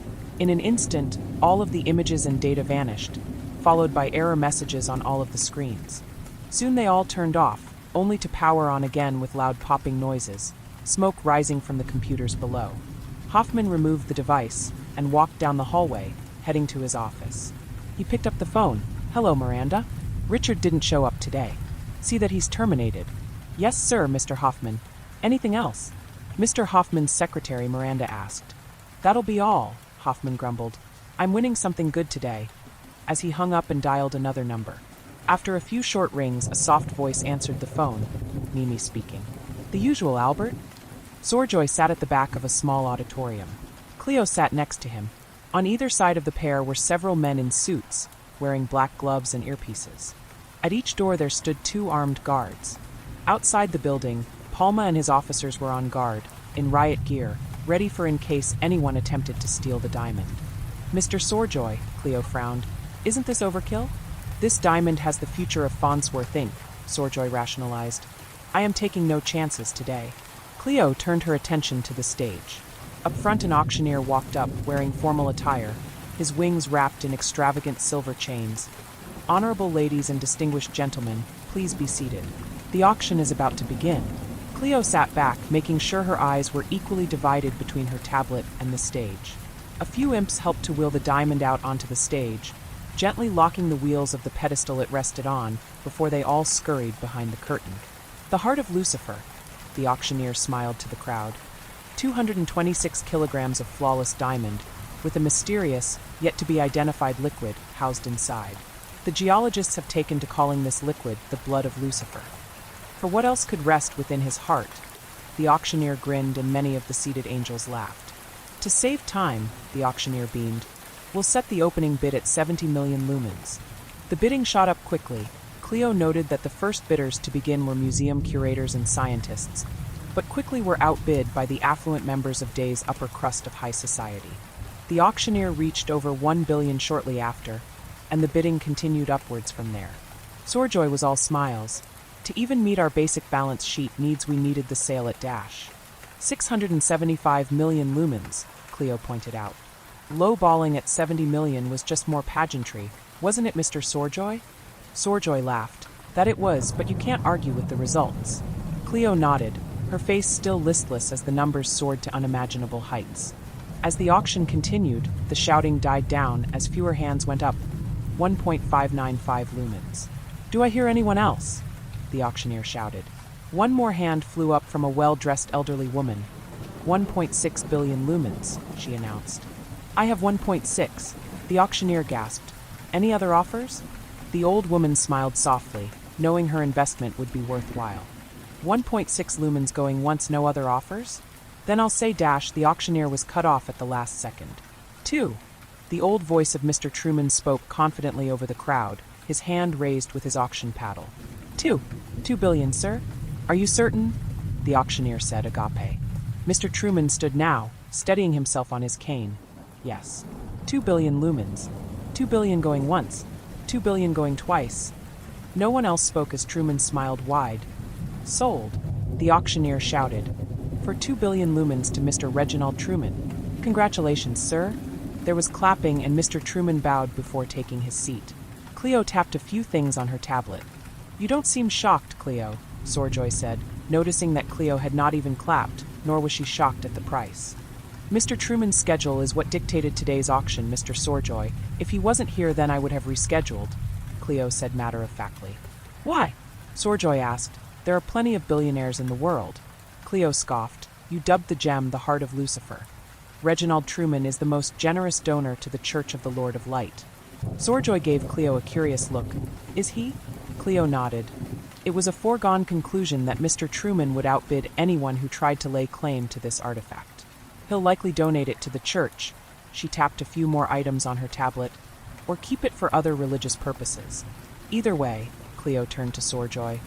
My only goal was to find people to drive the bidding up to a point where Farnsworth exceeded its projected profit margins. Sorjoy got to his feet as Truman walked past the pair, smiling wide. Mr. Truman, I thank you for your generosity. Mr. Truman shook Sorjoy's hand and turned to Cleo. And you, clearly, are the lovely young woman I had the utmost pleasure of speaking with over the phone. Cleo smiled. Yes, Mr. Truman, sir. Cleo bowed. Truman frowned a bit, reaching out to her. Sad to see you a victim of trends. He leaned closer, however, blinking. Trends, sir? Cleo looked up to him. White. Natural white, he wheezed. Cleo blushed. Yes, sir. Why? I never thought I'd live to see the day. Truman blinked at Cleo, looking to Sorjoy. You truly are blessed. Hoffman shut the TV off in his office in disgust, grumbling to himself. Playing favorites, Mr. Truman? He hissed. Taryn soon slid a pair of red satin gloves over Hoffman's bare shoulders. Baby, you're so tense. Turn that thing off and let me take care of you, she whispered in a sexy voice in his ear. Hoffman grinned to Taryn. You get prettier every time I see you, my lovely Taryn. Oh, stop, you big lug. Taryn winked at Hoffman. Hoffman grinned. Oh, I'm done paying for you once in a while. I need you around me all the time. So why don't you just marry me? Taryn blinked, her heart skipping a beat as Hoffman proposed. I'll be, she smiled. I'm flattered, baby, but I'm a very in-demand woman. I'm not sure how Mimi would feel, Dash. I'll pay Mimi whatever it takes to keep you all to myself, Hoffman grinned. You will be my wife. Taryn frowned. Albie, you know how protective Mimi can be. Are you certain, Dash? I've been outbid on everything today. Like Oblivion, I'll let anyone else outbid me on you, he grinned. You'll live a lavish lifestyle in my mansions and be waited on hand and foot. All I want is for you to always look beautiful for me, and I want to have you whenever I desire. You sure stud. Taryn grinned. I have really expensive tastes. Hoffman grinned. And I have deep pockets. Taryn smiled. Well, if you're sure it's going to be okay with Mimi. Hoffman smiled wide. Oh, it will be, you little firecracker. He grabbed her as she giggled girlishly. You're going to be mine for as long as I live, my lovely little Taryn.